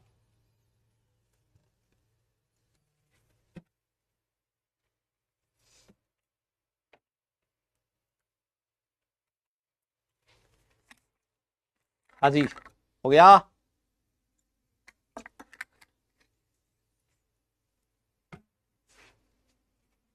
पक्का कर लिया? आओ सर, देखो और एग्जांपल लेते हैं भाई, अभी तुम चिंता क्यों कर रहे हो यार, है ना। देखो सर, हमने एक वो एग्जांपल वो भी तो लिया था। अरे सर, वो थी ना हमारी, क्या थी? अरे सर, पोटाश एलम था ना हमारे पास, बिल्कुल था। ये लो देखो, यही तो था पोटाश एलम। अरे .24H2O, मुन्ना इसको पानी में डाल दे। सर जैसे मैं इसको पानी में डालूंगा, सर ये पोटेशियम सल्फेट किसमें टूटेगा? सर ये टूटेगा 2K plus plus SO4 2 minus plus. Sir ये एल्यूमिनियम सल्फेट कैसे टूटेगा? सर ये टूटेगा, 2 तो Al3 प्लस आयंस हैं और 3 SO4 2 माइनस आयंस हैं, plus 24H2 as it is, ऐसा पड़ा रहेगा। मेरा आपसे सवाल है, सर कीजिए, सवाल कीजिए आप, सवाल करना बहुत अच्छी बात है। टोटल नंबर ऑफ आयंस, है ना, पहला क्वेश्चन तो मेरा आपसे ये है, टोटल नंबर ऑफ आयंस कितने होंगे और total number of different ions कितने होंगे, ये भी बता दीजिएगा आप, लगे हाथ।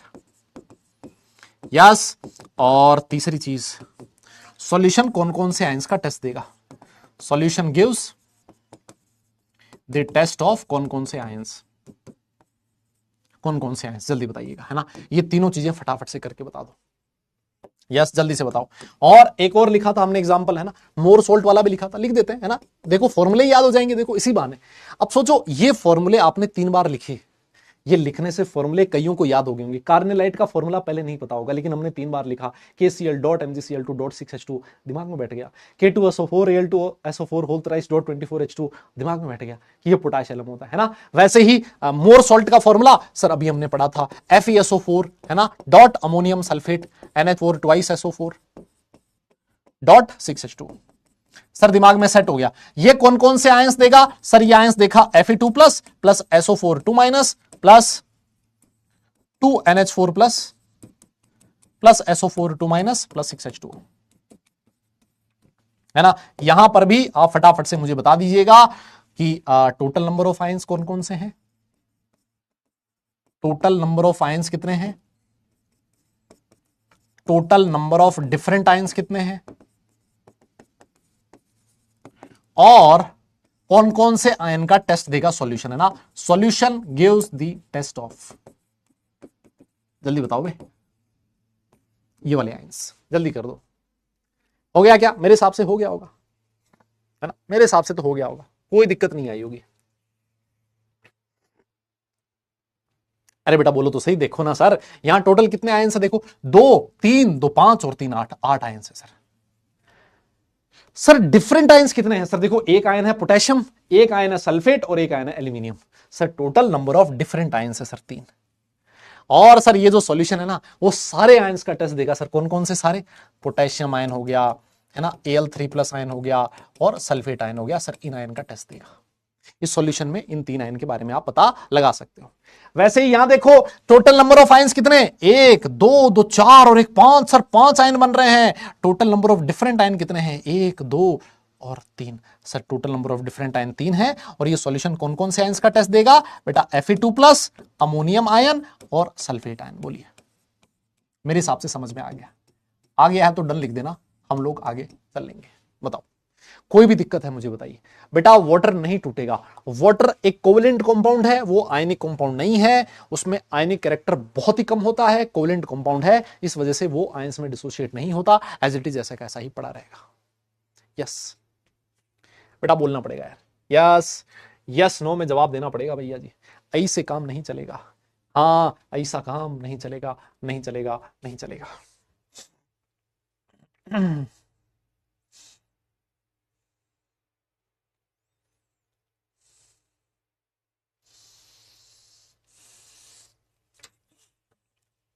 हो गया। अब इन आयन का टेस्ट कैसे, ये सॉल्यूशन में कैसे पता लगेगा कि Fe2+ आयन प्रेजेंट है, सल्फेट आयन प्रेजेंट है, अमोनियम आयन प्रेजेंट है, कैसे पता लगेगा? अरे सर इसके लिए सोल्ट एनालिसिस पढ़ेंगे ना, आप चिंता क्यों कर रहे हो? सोल्ट एनालिसिस में सारे आयंस का टेस्ट आपको बताया जाएगा, ये है तो कैसे पता लगा, ये है तो कैसे पता लगा, इसका कैसे पता लगा, चिंता मत करना आप लोग, है ना। सारे आयंस का टेस्ट बताया जाएगा आपको, don't worry when I am here. Yes बहुत बढ़िया सर। चलिए सर, सर ये हमें समझ में आ गया कि एडिशन कंपाउंड दो तरह के होते थे। डबल सॉल्ट उन एडिशन कंपाउंड को बोला जाता है जो सॉलिड स्टेट में तो स्टेबल होते हैं, लेकिन जैसे आप पानी में डालते हो वो 100% आयंस में टूट जाते हैं ना, वो डिसोसिएट हो जाते हैं सिंपल आयंस में। ठीक है सर। सर अब आ जाओ आप किस पे? कोऑर्डिनेशन कंपाउंड्स पे। किस पे? कोऑर्डिनेशन कंपाउंड या फिर कॉम्प्लेक्स सॉल्ट्स। ये क्या करते हैं सर? कॉम्प्लेक्स सॉल्ट्स क्या होते हैं? मैंने कहा रुक बेटा, इनका भी मैं पहले एग्जांपल देता हूं, और एग्जांपल से ही कहानी तुझे समझ में आएगी, ऐसे नहीं आएगी। आजा, मैंने तुझे एक एग्जांपल दिया था, किसका? 4KCN डॉट FeCN ट्वाइस, यही तो था ना। 4KCN ने रिएक्ट किया था किसके साथ? FeCN ट्वाइस के साथ, और आपने कहा था सर क्या बनेगा? K4FeCN6 बनेगा, यही बना था ना। आपने एक चीज नोटिस करी कि जब आपने इसको पानी में डाला, यस 6 होगा, 7 होगा, क्या क्या 7 होगा बेटा?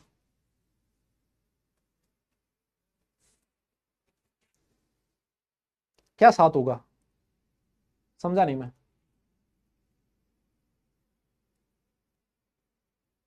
त्रुटि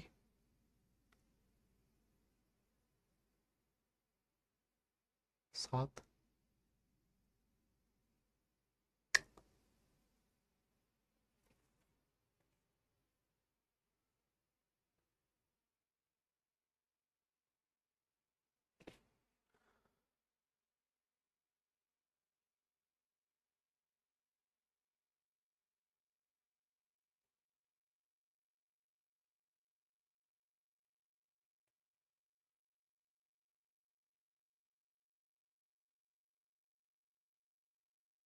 क्या कहना है, क्या चाहते हो भाई?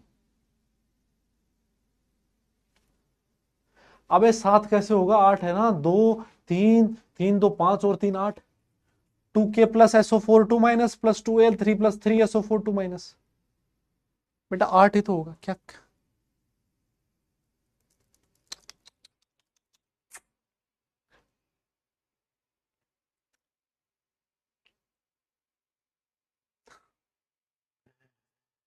चलो तुम्हें माफ कर दिया, अभी तो क्या ना, तुम पहली पहली क्लास में आए हो, क्या ही तुम्हें कुछ बोलना। हाँ आओ आओ, देखो इधर आओ। सर हमने K4FeCN6 बना लिया था सर, बन गया सर, बहुत बढ़िया बात है। लेकिन मैंने ये देखा, ये जो सब्सटेंस है पता है ये कैसे टूटता है? ये सब्सटेंस देखो, पोटेशियम पे चार्ज कितना होता है? +1 होता है सर, ये टूटेगा 4K+, और ये है सर FeCN6 4-। सर ये जो सॉल्यूशन है, ये सॉल्यूशन में Fe2+ आयंस प्रेजेंट होंगे क्या? नहीं होंगे सर, Fe2+ आयन का टेस्ट नहीं देगा। क्या ये आगे फर्दर Cl- में टूटेगा क्या? नहीं टूटेगा। आपका ये जो कंपाउंड है ये इसी फॉर्म में टूट के रह जाएगा।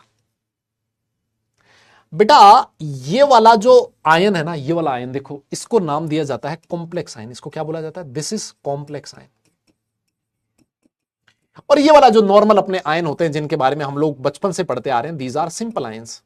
ये क्या है बेटा? These are simple ions. और ये जो आयन है इसको बोला जाएगा कॉम्प्लेक्स आयन। ये जो आयन है बेटा, ये ion further Fe2 plus plus 6Cn minus में नहीं टूटता, ऐसा नहीं होता।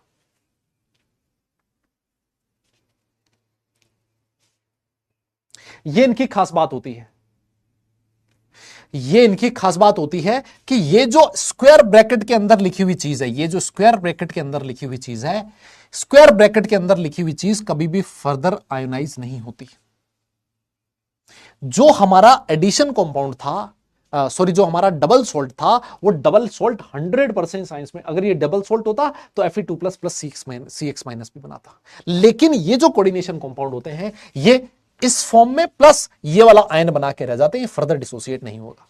अब मुझे एक बात बताइए, ये जो सॉल्यूशन है, क्या ये सॉल्यूशन Fe2 प्लस और Cn माइनस का टेस्ट देगा या फिर नहीं देगा? मेरा क्वेश्चन आपसे ये, क्या ये जो सॉल्यूशन होगा, ये सॉल्यूशन Fe2 प्लस और Cn माइनस का टेस्ट देगा या फिर नहीं देगा? मेरा क्वेश्चन आपसे ये,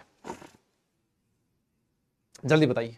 हाँ हाँ हाँ, जल्दी बोलो बे। ये जो सॉल्यूशन है, क्या ये सॉल्यूशन Fe2 प्लस और Cn माइनस का टेस्ट देगा या फिर नहीं देगा? मेरा क्वेश्चन आपसे ये, क्या देगा क्या नहीं देगा? अगर नहीं देगा इन आयंस का टेस्ट, तो मुझे एक बात बताओ, क्या आपको सॉल्यूशन में कभी भी पता लग पाएगा कि सॉल्यूशन में Fe2 प्लस और Cn माइनस आयन है? नहीं पता लगेगा। तो क्या इन आयंस ने अपनी आइडेंटिटी लूज कर दी?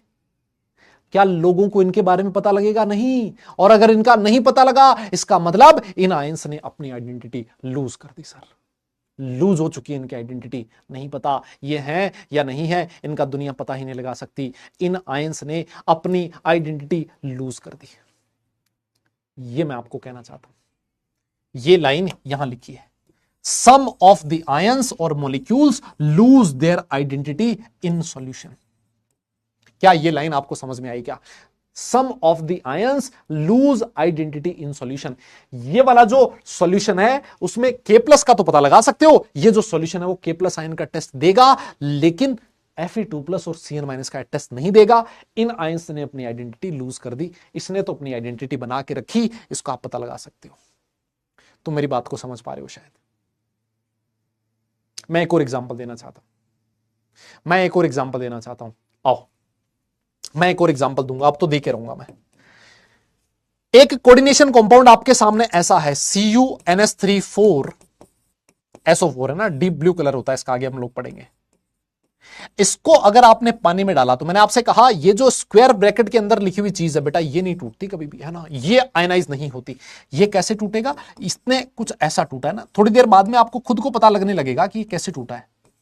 2 plus plus SO4 2 minus. Sir आपको कैसे पता लगा ये ऐसे टूटा है? अरे यार कॉमन सेंस की बात है, SO4 सल्फेट आयन पे चार्ज कितना होता है? 2 माइनस। तो इसका मतलब ये वाला जो पूरा रहा होगा, इस पे चार्ज कितना रहा होगा? 2 प्लस, क्योंकि ये तो न्यूट्रल है ना।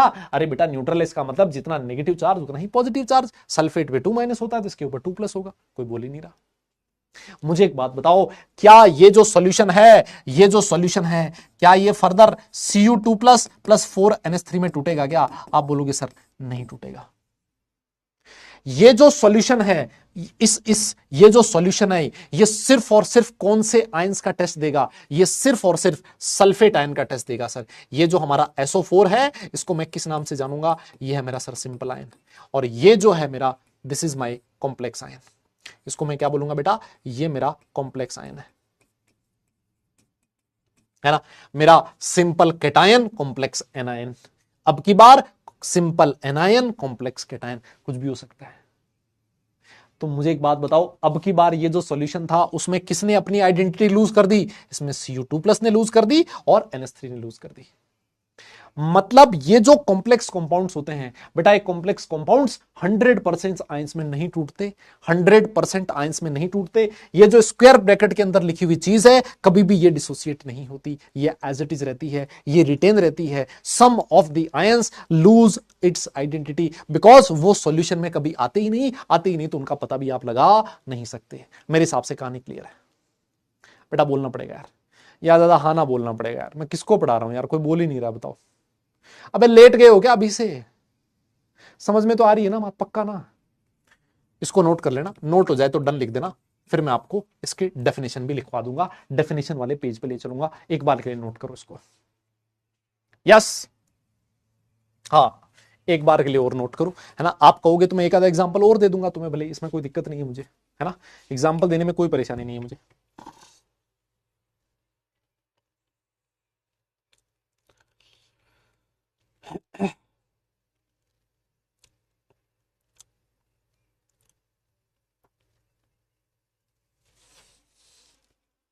हाँ, यस यस, हो गया क्या पक्का?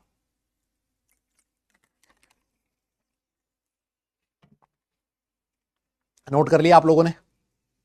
सर देखो इसकी डेफिनेशन, ये रही डेफिनेशन, देखिए। कोऑर्डिनेशन कंपाउंड्स क्या होते हैं, लिखता है the addition compounds which do not dissociate completely, do not dissociate completely into constituent ions are known as coordination और कॉम्प्लेक्स कंपाउंड्स। 100% नहीं टूटते। सम ऑफ द आयंस और molecules lose their identity in solution. ये दोनों point मैं आपको समझा चुका हूं, और मेरी आप लोगों से विनती है ये दोनों पॉइंट नोट करें, और नोट करने के बाद वापस से डन लिखें। ये डेफिनेशन है बेटा, स्कूल एग्जाम में ये डेफिनेशन पूछी जा सकती है, 1 नंबर की, है ना। 1 नंबर की डेफिनेशन आपसे पूछी जा सकती है। यस, हाँ, अभी एग्जाम्पल और देते हैं यार, ऐसी क्या बात है। हाँ, अबे एग्जाम्पल और देंगे अरे तुम घबरा क्यों रहे हो, एग्जाम्पल दे दूंगा, है ना। एक बार के लिए इतना नोट करो।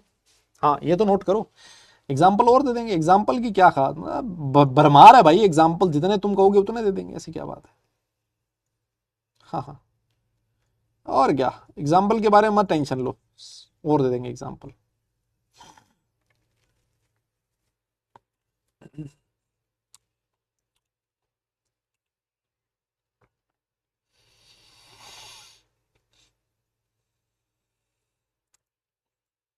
हो गया?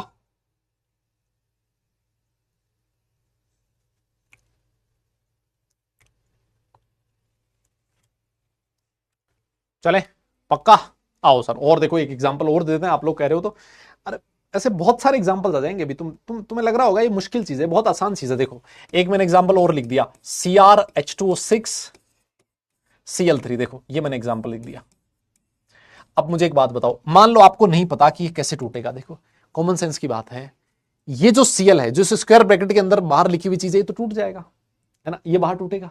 अगर ये टूटेगा तो ये क्या देगा, 3Cl माइनस देगा। Cl पे चार्ज कितना हो, -1, तो 3Cl पे चार्ज कितना हो गया, -3। अगर 3Cl पे -3 चार्ज है तो मुझे बताइए इस पे चार्ज कितना होगा। अरे सर ऑब्वियस है, इस पे चार्ज +3 होगा, क्योंकि Cl माइनस पे 3 है। ये लो साहब, अब ये जो कंपाउंड है ये फर्दर नहीं टूटेगा, है ना। ये जो कंपाउंड है ये फर्दर इस तरीके से नहीं टूटेगा, है ना, ये नहीं टूटेगा। तो ये जो कंपाउंड है कभी भी Cr3+ का टेस्ट नहीं देगा, ये सिर्फ और सिर्फ किसका टेस्ट देगा, Cl- का टेस्ट देगा। यस, खत्म है। अरे बोलो ना यार, अरे तुम मेरी बात को समझ पा रहे हो क्या? बेटा बोलना पड़ेगा यार,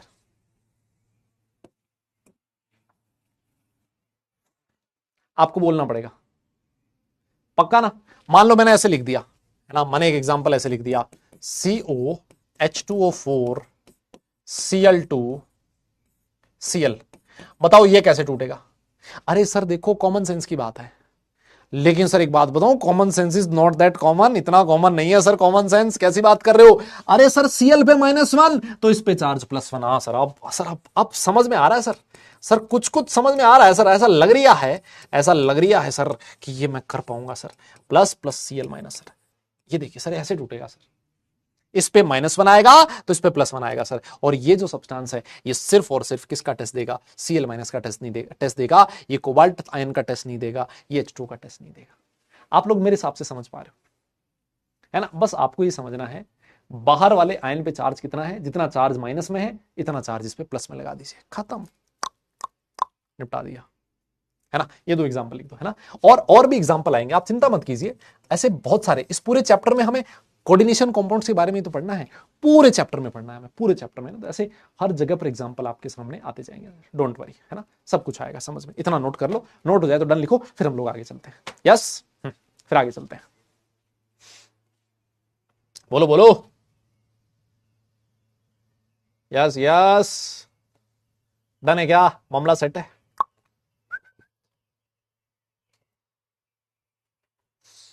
चलें आगे चलें, नहीं तुम कहो तो चल लें, हो गया, नोट कर लिया सबने?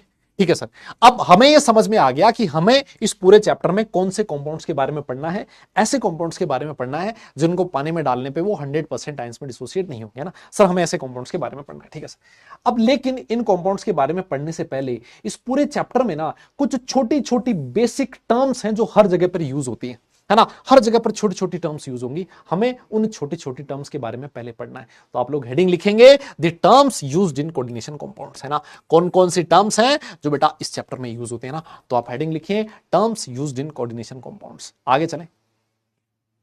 यस,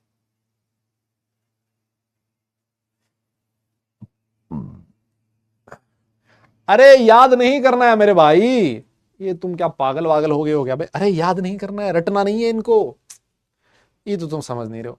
याद नहीं, रटना नहीं है, समझना है अभी के लिए, तो है ना, अभी के लिए सिर्फ समझना है। चिंता मत करो तुम, हर चीज अभी थोड़ा वेट तो करो। पहली क्लास में तुम्हें लग रहा है कि तुम मतलब पीएचडी कर लोगे इसमें, थोड़ा वेट करो भाई, ठंडा करके खाओ, एकदम से गरम गरम खाओगे मुंह जल जाएगा, दिक्कत हो जाएगी, है ना। कोई टेलीग्राम पे ग्रुप है नहीं है भाई साहब, कोई ग्रुप नहीं है, ठीक है ना, टेलीग्राम पे ग्रुप है ना, व्हाट्सएप पे है ना, किसी और पे है। कोई बुक आती है आपकी मार्केट में, नहीं आती। कोई बुक लिख रहे हो आप, नहीं लिख रहे, है ना, मेरे हिसाब से, ना। हाँ, आइए, सबसे जो पहली टर्म है जो यूज की जाती है उसका नाम है सेंट्रल एटम, है ना, सेंट्रल एटम या फिर सेंट्रल आयन। यस, हाँ,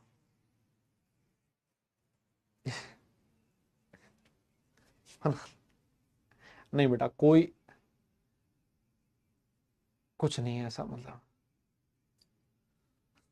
इंस्टाग्राम पे भी कोई ग्रुप है नहीं है, इंस्टाग्राम पे भी कोई ग्रुप नहीं है, ठीक है। हाँ, जो मेरे से पढ़ना है, जितना पढ़ना है मैं क्लास में पढ़ा देता हूँ, है ना, बाकी एक्स्ट्रा एक्स्ट्रा मैं पढ़ा ही नहीं पाता हूँ, है ना।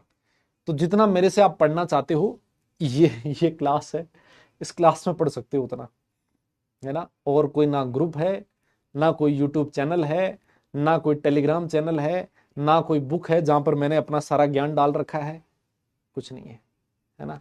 हाँ, मतलब इंस्टाग्राम पे मैं मेरे नाम से वहां मिल जाऊंगा, मैं एग्जिस्ट जरूर करता हूँ इंस्टाग्राम पे, है ना। हाँ, लेकिन ऐसा कोई ग्रुप वगैरह नहीं है ना। हाँ, और ना ही मेरा ऐसा कोई बनाने का कोई इरादा है कि मैं ग्रुप बनाऊं, और ये, है ना, मतलब नहीं है मेरा इरादा, ठीक है। यस, आओ जाओ आओ।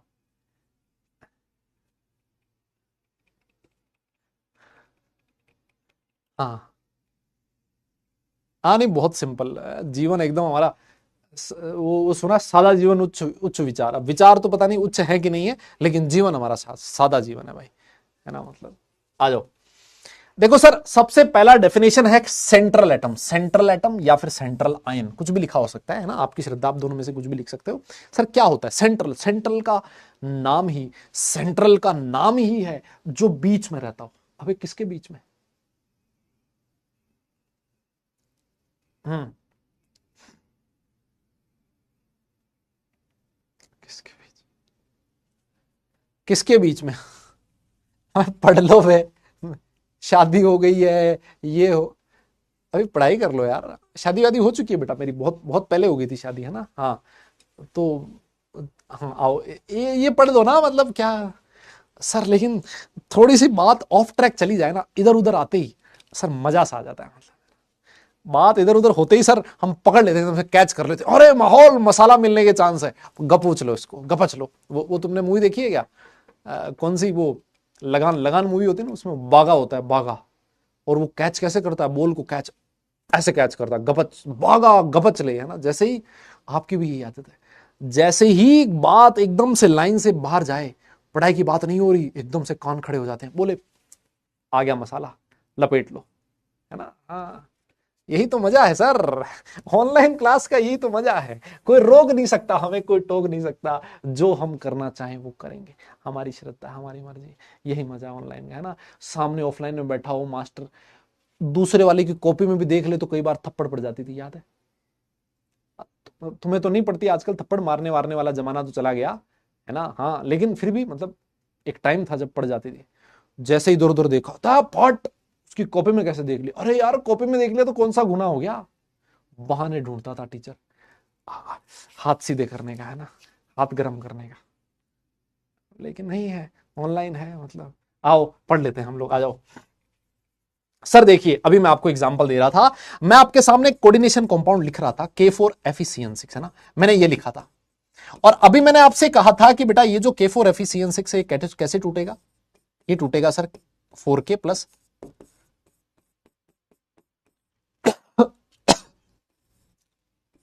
FeCN6 4 minus. हाँ ऐसे टूटेगा, यस है ना, हाँ ऐसे टूटेगा, बिल्कुल टूटेगा। मेरा क्वेश्चन, अच्छा एक बात बताओ, तुमने ऑक्सीडेशन नंबर का नाम सुना है क्या? यस दादा बोलो तो सही, तुमने ऑक्सीडेशन नंबर का नाम सुना है क्या? ऐसा नाम सुना सुना लग रहा है कि सुना सुना लग रहा है, सुना है क्या कभी? हम्म हम्म हम्म हम्म। बताओ तो सही, तुमने ऑक्सीडेशन स्टेट, ऑक्सीडेशन नंबर ऐसा नाम सुना है क्या? पक्का सुना है ना? सोच लो एक बार, पक्का सुना? हाँ सर नाम तो सुना है सर। तो मुझे एक बात बताओ, यहां जो Fe है उसका ऑक्सीडेशन नंबर कितना है, कोई बता सकता है क्या मुझे? यहां जो Fe है इसका ऑक्सीडेशन नंबर कितना है? नहीं कोई बता दे, मतलब तुम में से कोई भी होनहार बालक हो, बालिका हो, जो इस बात का जवाब देना चाहे वो इस बात का जवाब दे सकता है। यहां जो Fe है बेटा, इस Fe का ऑक्सीडेशन नंबर कितना है? बता दो, तुम में से कोई भी देना चाहे जवाब दे सकता है, कोई दिक्कत नहीं है, मैं बुरा नहीं मानूंगा। मैं बुरा नहीं मानूंगा। सर बिल्कुल है सर, कैसे पता लगा है? अबे सुनो सर, सुनो सुनो सुनो, देखो सर, ये जो सीएन है, सीएन पे चार्ज कितना होता है सर? सीएन पे चार्ज होता है माइनस, है ना, सीएन माइनस होता है सर, है ना। साइनाइड आयन सीएन माइनस ही तो होता है सर। देखो इसका हमें ऑक्सीडेशन नंबर नहीं पता सर, हम एक्स मान लेते हैं सर। एक सीएन पे -1 चार्ज होता है तो 6 सीएन पे 6 इंटू -1 हो जाएगा। और सर इन दोनों की ऑक्सीडेशन नंबर का सम कितना होगा? -4 होगा। तो सर एक्स की वैल्यू कितनी होगी?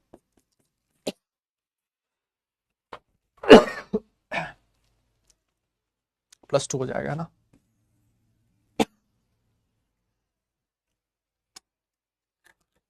लग रहा है ज्यादा तेज बोल लिया मैं। हम्म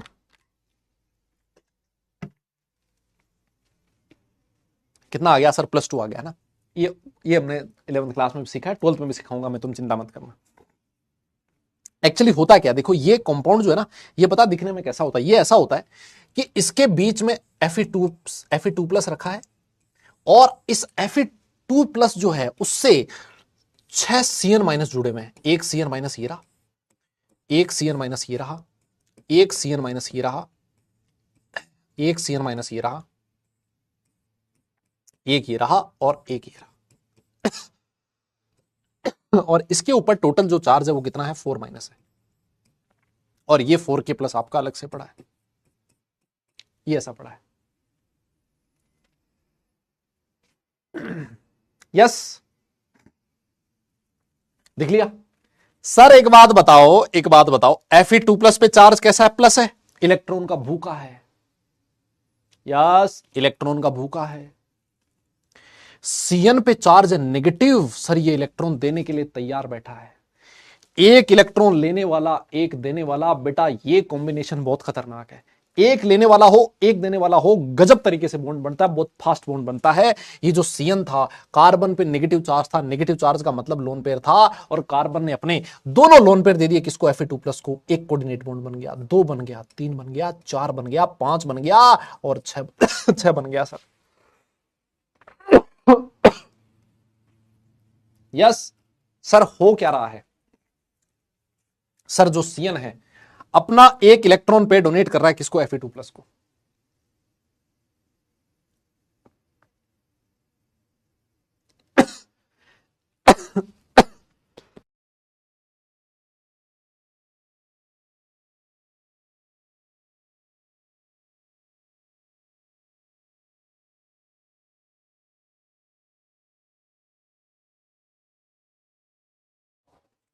बात समझ में आई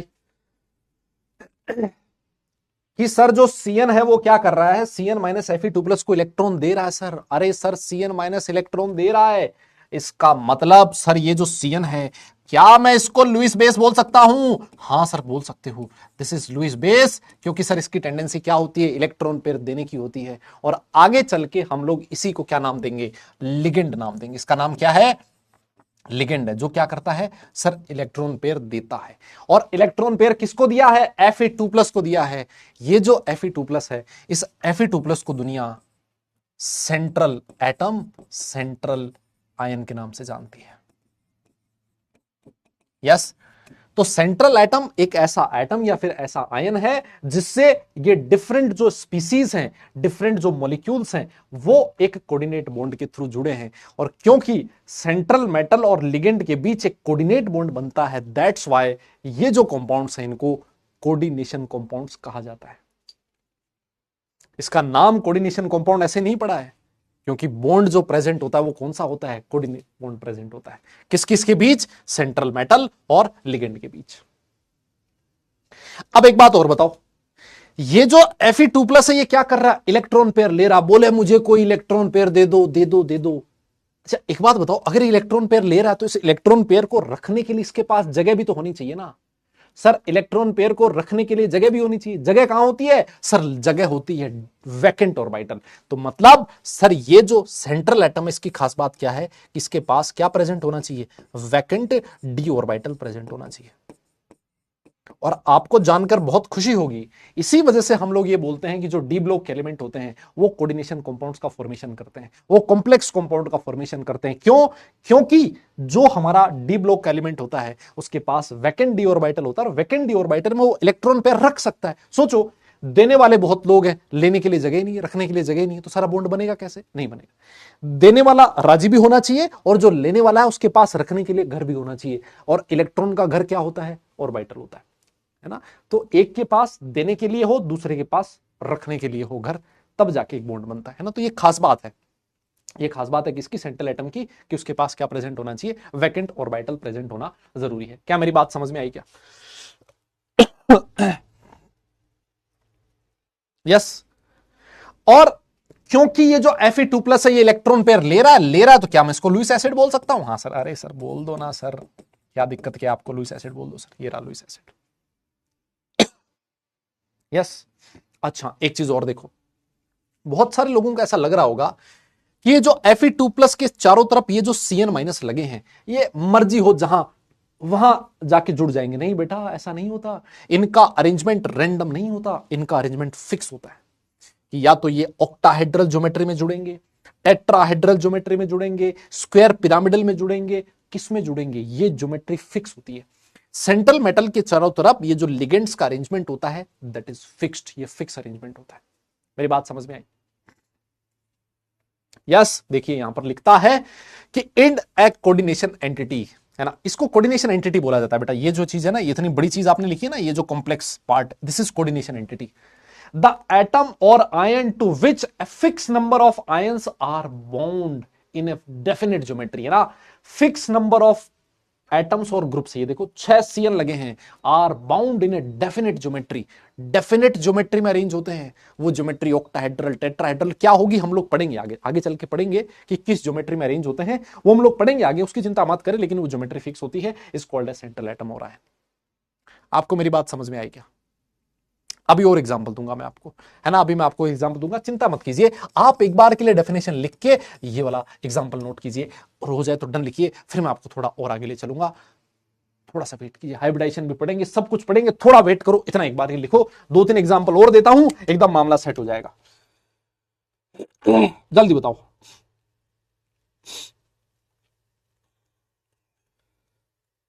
जल्दी बताओ, जल्दी बताओ।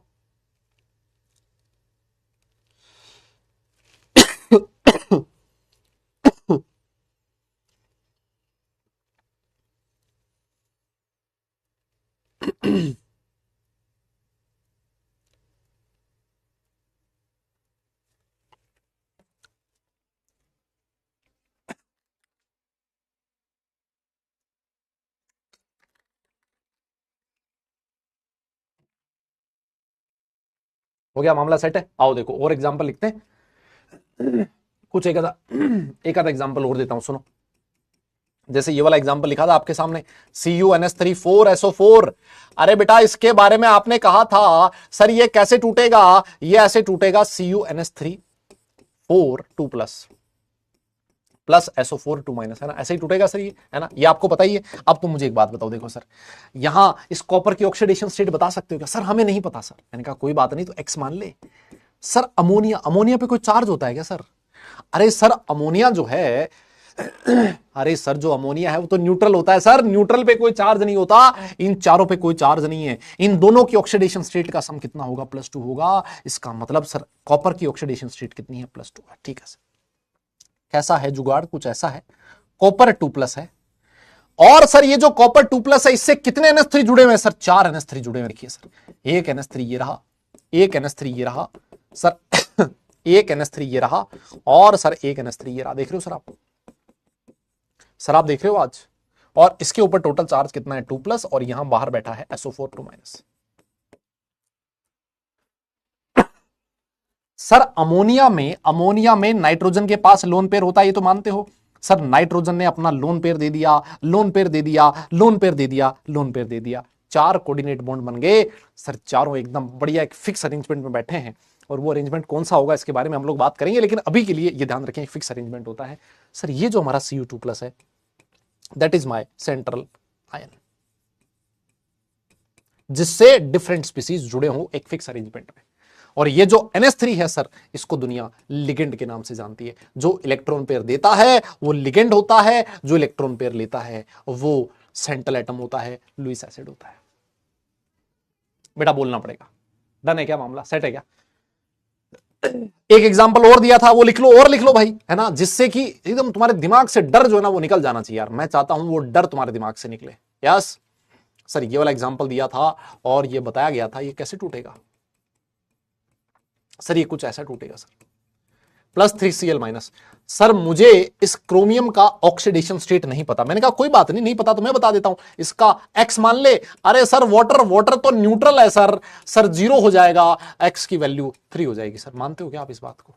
नहीं बताओ, ये वाटर है, न्यूट्रल है यार, इस पे कोई चार्ज थोड़ी ना है। ये ऑक्सीजन, ये न्यूट्रल है सर, ये लिगेंड है सर, ये न्यूट्रल लिगेंड है। क्या तुम मेरी बात समझ पा रहे हो?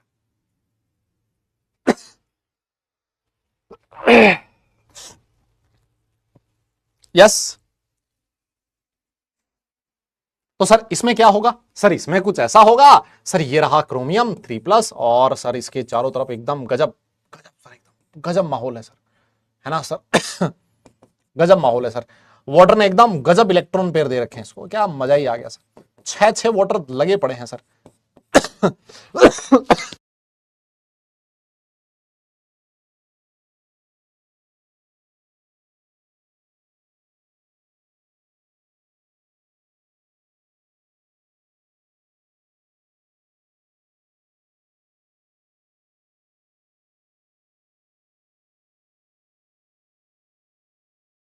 ये देखिए सर, ये रहा हमारा सेंट्रल मेटल। मेरे हिसाब से अब कोई कंफ्यूजन हो ही नहीं सकता। यस अब तो कोई कंफ्यूजन हो ही नहीं सकता मेरे हिसाब से। क्लियर है भाई, आसान है, बहुत सिंपल है। सेंट्रल मेटल वो चीज होती है जिससे डिफरेंट ग्रुप जड़े होते हैं, या फिर ऐसे मान लो सेंट्रल मेटल वो एटम है जिसको लिगेंड इलेक्ट्रॉन पे डोनेट कर रहा है। यार ये एक बात को कितनी तरीके से कहोगे, बकवास है, सीधा बहुत आसान चीज है। लिख लो इसको, नोट कर लो, और अगर नोट हो जाए तो डन लिख के मुझे बता देना, फिर मैं आपको अगली टर्म से रूबरू करवाऊंगा, नेक्स्ट टर्म से, है ना। नोट कर लो जरा। हाँ हाँ बेटा, अरे ठीक है। हुआ क्या ना कि काफी दिनों से मेरी क्लास मैं 8-10 दिन से छुट्टी पे था, है ना, 8-10 दिन से छुट्टी पे था, तो मेरी क्लास हो नहीं रही थी। ज़्यादा बोलने की मुझे ज़रूरत नहीं थी, और इतना तेज़ तो बोलने की ज़रूरत भी नहीं थी, बिल्कुल भी नहीं थी। तो इस वजह से आज आया। आज आते ही मतलब आज मेरा फर्स्ट डे है, और फर्स्ट डे ही मेरी 3 क्लास होगी, है ना, तो इस वजह से थोड़ा हो जाता है, गला मतलब साथ नहीं देता। लेकिन ठीक है, हो जाएगा, सही हो जाएगा, आप चिंता मत करो। ठीक है, हाँ सर बहुत बढ़िया सर, नोट कर लिया। एक अगली जो टर्म है उसका नाम है लिगेंड। अरे यार ये तो मैं बता चुका हूं, लिगेंड क्या होता है सर? लिगेंड होता है आयन या फिर molecule which is bound to the central atom in the coordination entity are called ligands. और मैं आपको बताऊं, लिगेंड्स जो होते हैं सर वो इलेक्ट्रॉन पे डोनेट करते हैं, डोनेट पे करते हैं, इसका मतलब ये कैसे होते हैं? लुईस बेस होते हैं, बस खत्म। बहुत आसान है सर बहुत ही सिंपल है ये तो, है ना, बता चुका हूं मैं, अभी मैंने आपको बहुत सारे एग्जांपल दिए थे। K4FeCN6, ये जो ये होता है ना, ये इसको बोला जाता है कोऑर्डिनेशन एंटिटी। ये जो स्क्वायर ब्रैकेट होता है ना, इसको कोऑर्डिनेशन एंटिटी बोला जाता है। तो यहां पर जो लिगेंड है वो कौन है बताओ, CN- है। ये हमारा लिगेंड है। कैसा लिगेंड है सर, ये एनायनिक लिगेंड है। कैसा लिगेंड है बेटा ये, सर ये एनायनिक लिगेंड है। क्यों, क्योंकि इस लिगेंड पे चार्ज कैसा है, नेगेटिव है सर, है ना। और देखो वो एक और एग्जांपल दिया था ना, ये वाला CuNH3 4SO4, बोलो, ये वाला एग्जांपल दिया था ना, इसमें लिगेंड कौन था सर, अमोनिया था सर, है ना, अमोनिया लिगेंड था सर हमारा। लेकिन सर ये कैसा है सर, ये न्यूट्रल लिगेंड है सर। कैसा है ये कैसा लिगेंड है बेटा, ये न्यूट्रल लिगेंड है सर, है ना। और देखो एग्जांपल अभी दिया था, ये वाला CrH2O6Cl3, बताया था ना सर, इसमें लिगेंड कौन है, वाटर है सर। और सर ये वाटर भी कैसा है सर, ये भी, अरे सर बेचारा न्यूट्रल लिगेंड है सर, है ना। ये कैसा है, न्यूट्रल लिगेंड है सर। क्या तुम मेरी बात को समझ पा रहे हो क्या? अरे कुछ कुछ तुम्हें चीज समझ में आ रही है क्या बेटा, एक बात तो बताओ। हाँ सर ये देखो, हाँ जैसे मान लो ऐसा लिखा है CrC2O4 होल थ्राइस 3-। अरे सर ये क्या हो गया सर, ये C2O4 क्या है?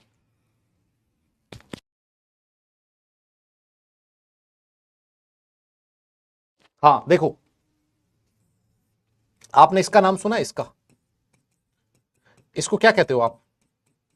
अरे सर ये तो ऑक्सैलिक एसिड होता है सर, ये तो ऑक्सैलिक एसिड है सर हमारा, एकदम गजब गजब है, ये तो ऑक्सैलिक एसिड है सर।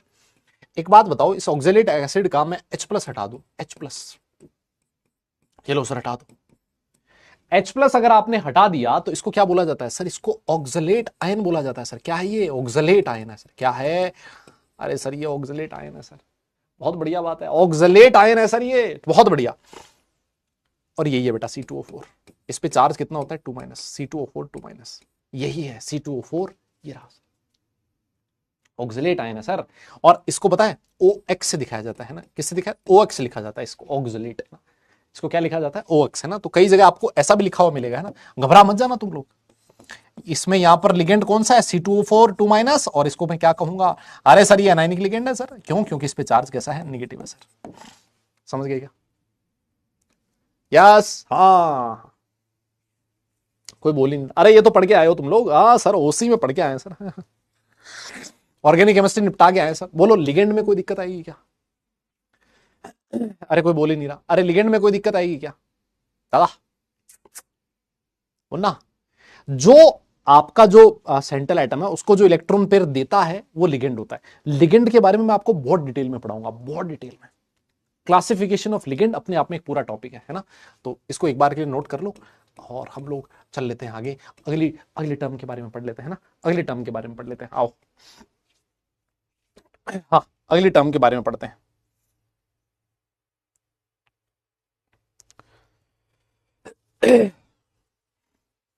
यस, हाँ हाँ बेटा, कैटायनिक लिगेंड भी होता है, मैं आपको बताऊंगा, एग्जांपल दूंगा, आप चिंता मत कीजिए, सारे एग्जांपल आएंगे, डोंट वरी, है ना, चिंता मत करो आप, सारे एग्जांपल आएंगे, एकदम बढ़िया वाले एग्जांपल आएंगे, लेकिन करेंगे उनको भी, है ना।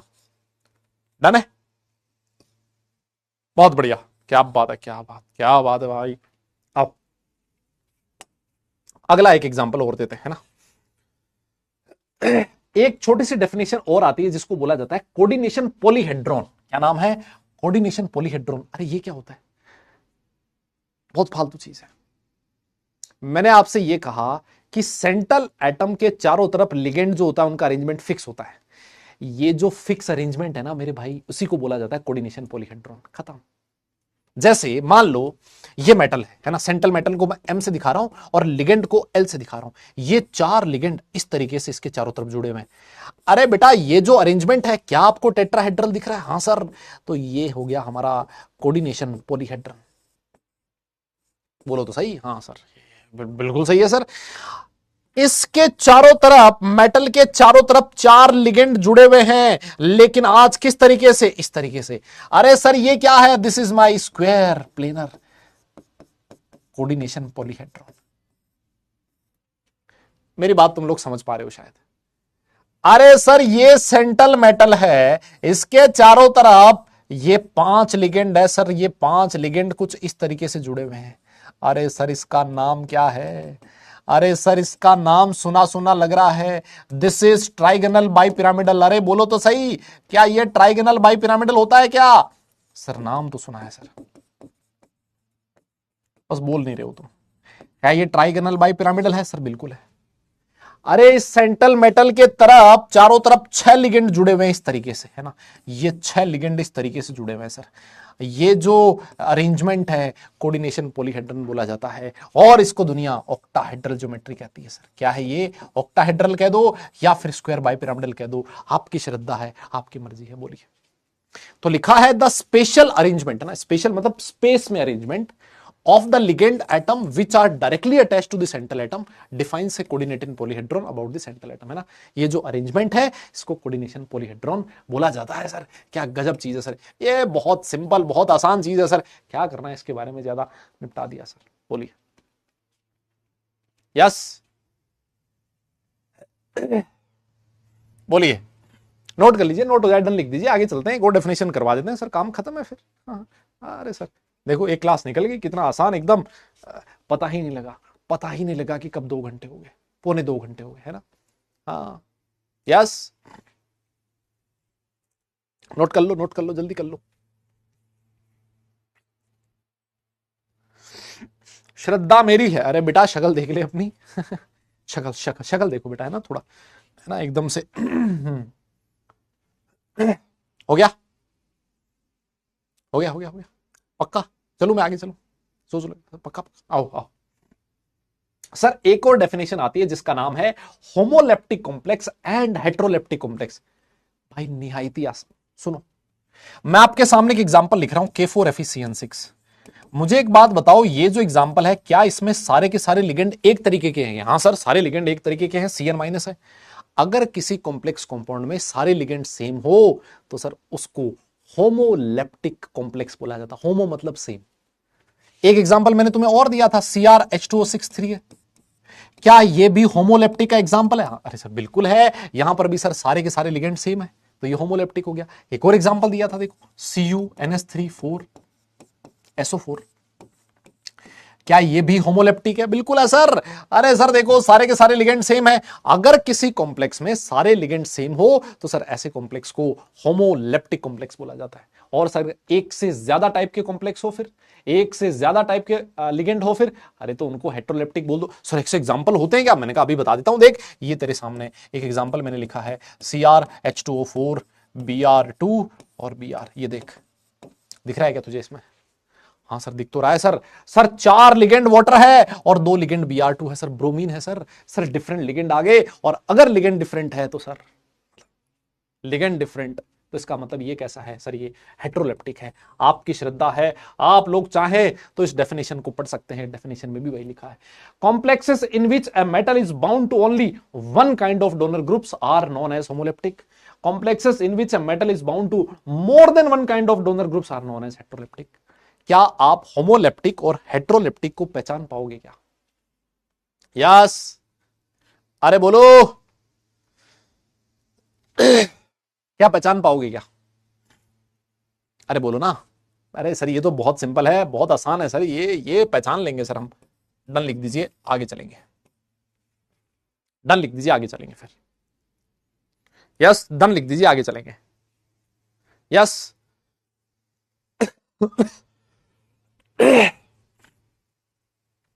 बोलो बोलो, डन है क्या? आसान है, हो जाए तो डन लिखो, आगे चलते हैं फिर, ऐसी क्या बात है। और क्या, एक डेफिनेशन और पढ़ेंगे और फिर उसके बाद आपको छुट्टी दे देंगे, है ना। यस एक डेफिनेशन और पढ़ेंगे और फिर उसके बाद आपकी छुट्टी, फिर उसके बाद आपकी छुट्टी, फिर उसके बाद छुट्टी।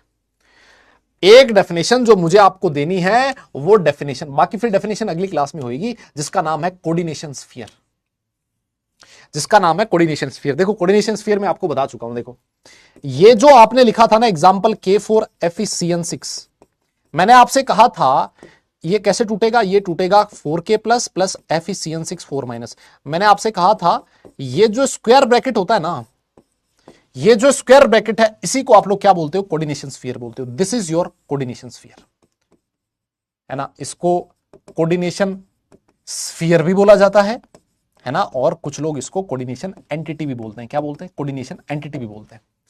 ये जो कोऑर्डिनेशन एंटिटी या फिर कोऑर्डिनेशन स्फीयर है, इसके अंदर लिखी हुई चीज कभी भी आयोनाइज नहीं होती है।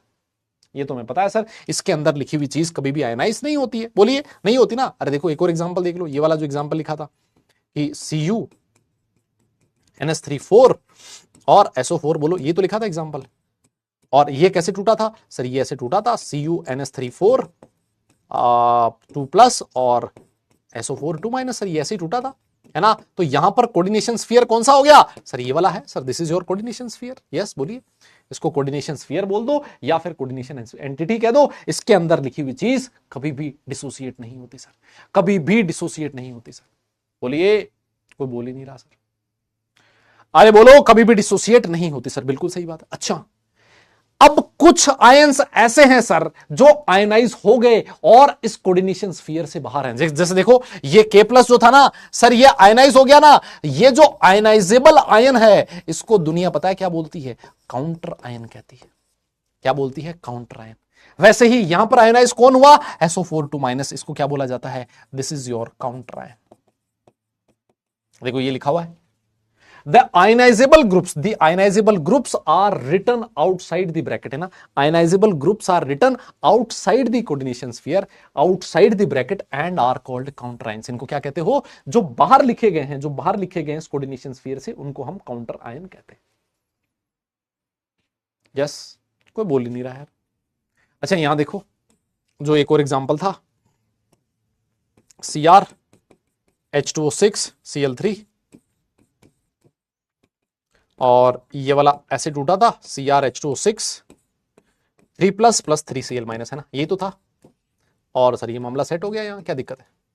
देखो सर, ये रहा हमारा कोऑर्डिनेशन स्फीयर और ये रहा हमारा काउंटर आयन। देखो इसको कोऑर्डिनेशन स्फीयर इसलिए बोला है क्योंकि इसमें बॉन्ड कैसा है? कोवलेंट है ना, कोऑर्डिनेशन बॉन्ड है, कोऑर्डिनेशन बॉन्ड है। और इसको ऐसे बोला जा सकता है कि ये वाला आयन और ये वाला आयन कहां प्रेजेंट है? आयनाइजेशन स्फीयर में प्रेजेंट है। अच्छा, अरे सर ऐसा क्यों बोल रहे हो? आयोनाइजेशन, सर स्पेलिंग कहां से पढ़ गया हो आप? कौन से स्कूल में पढ़े हो सर? आयोनाइजेशन, है ना, आयोनाइजेशन स्फीयर, ये भी टर्म में होती है आयनाइजेशन स्फीयर, है ना। आयनाइजेशन स्फीयर का मतलब आयंस प्रेजेंट होने चाहिए। ये वाला केटायन, ये वाला आयनायन एक आयनाइजेशन स्फीयर के अंदर प्रेजेंट है, एक ऐसा स्फीयर जिसके अंदर 2 आयन प्रेजेंट है। ये वाला आयन, ये वाला आयन एक आयनाइजेशन स्फीयर के अंदर प्रेजेंट है। ये वाला आयन, ये वाला आयन एक आयनाइजेशन स्फीयर के अंदर प्रेजेंट है। कोई बोल ही नहीं रहा।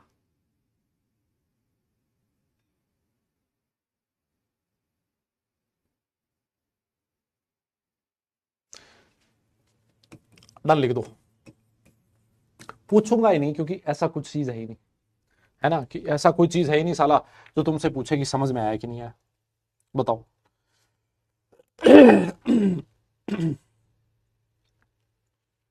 बहुत बढ़िया, बहुत बढ़िया, बहुत बढ़िया। बस बस बस बस बस बस, आज इतना ही पढ़ेंगे यार, आज इतना ही पढ़ेंगे।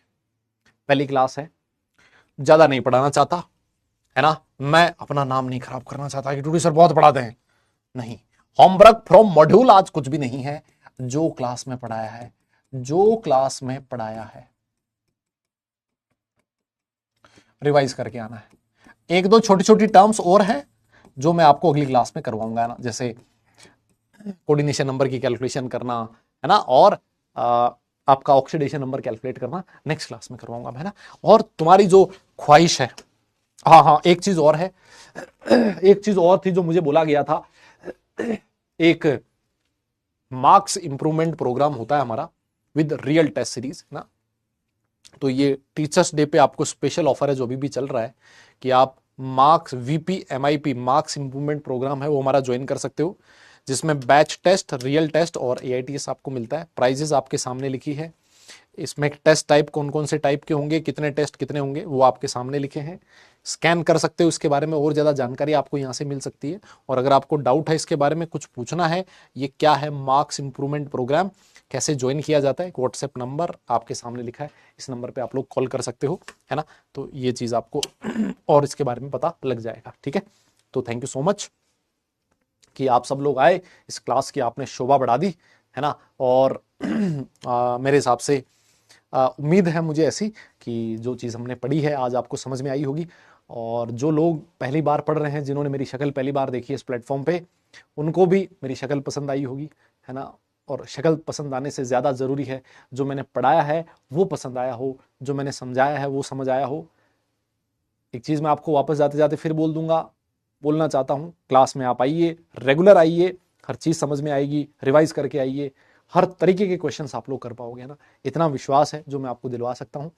क्लास में मैक्सिमम टाइम, जैसा मैंने आपसे कहा, पढ़ाई के लिए डेडिकेट होता है, वो आगे भी होता रहेगा, ठीक है। तो कल फिर क्लास है अपनी, कल आपसे वापस मुलाकात हो जाएगी।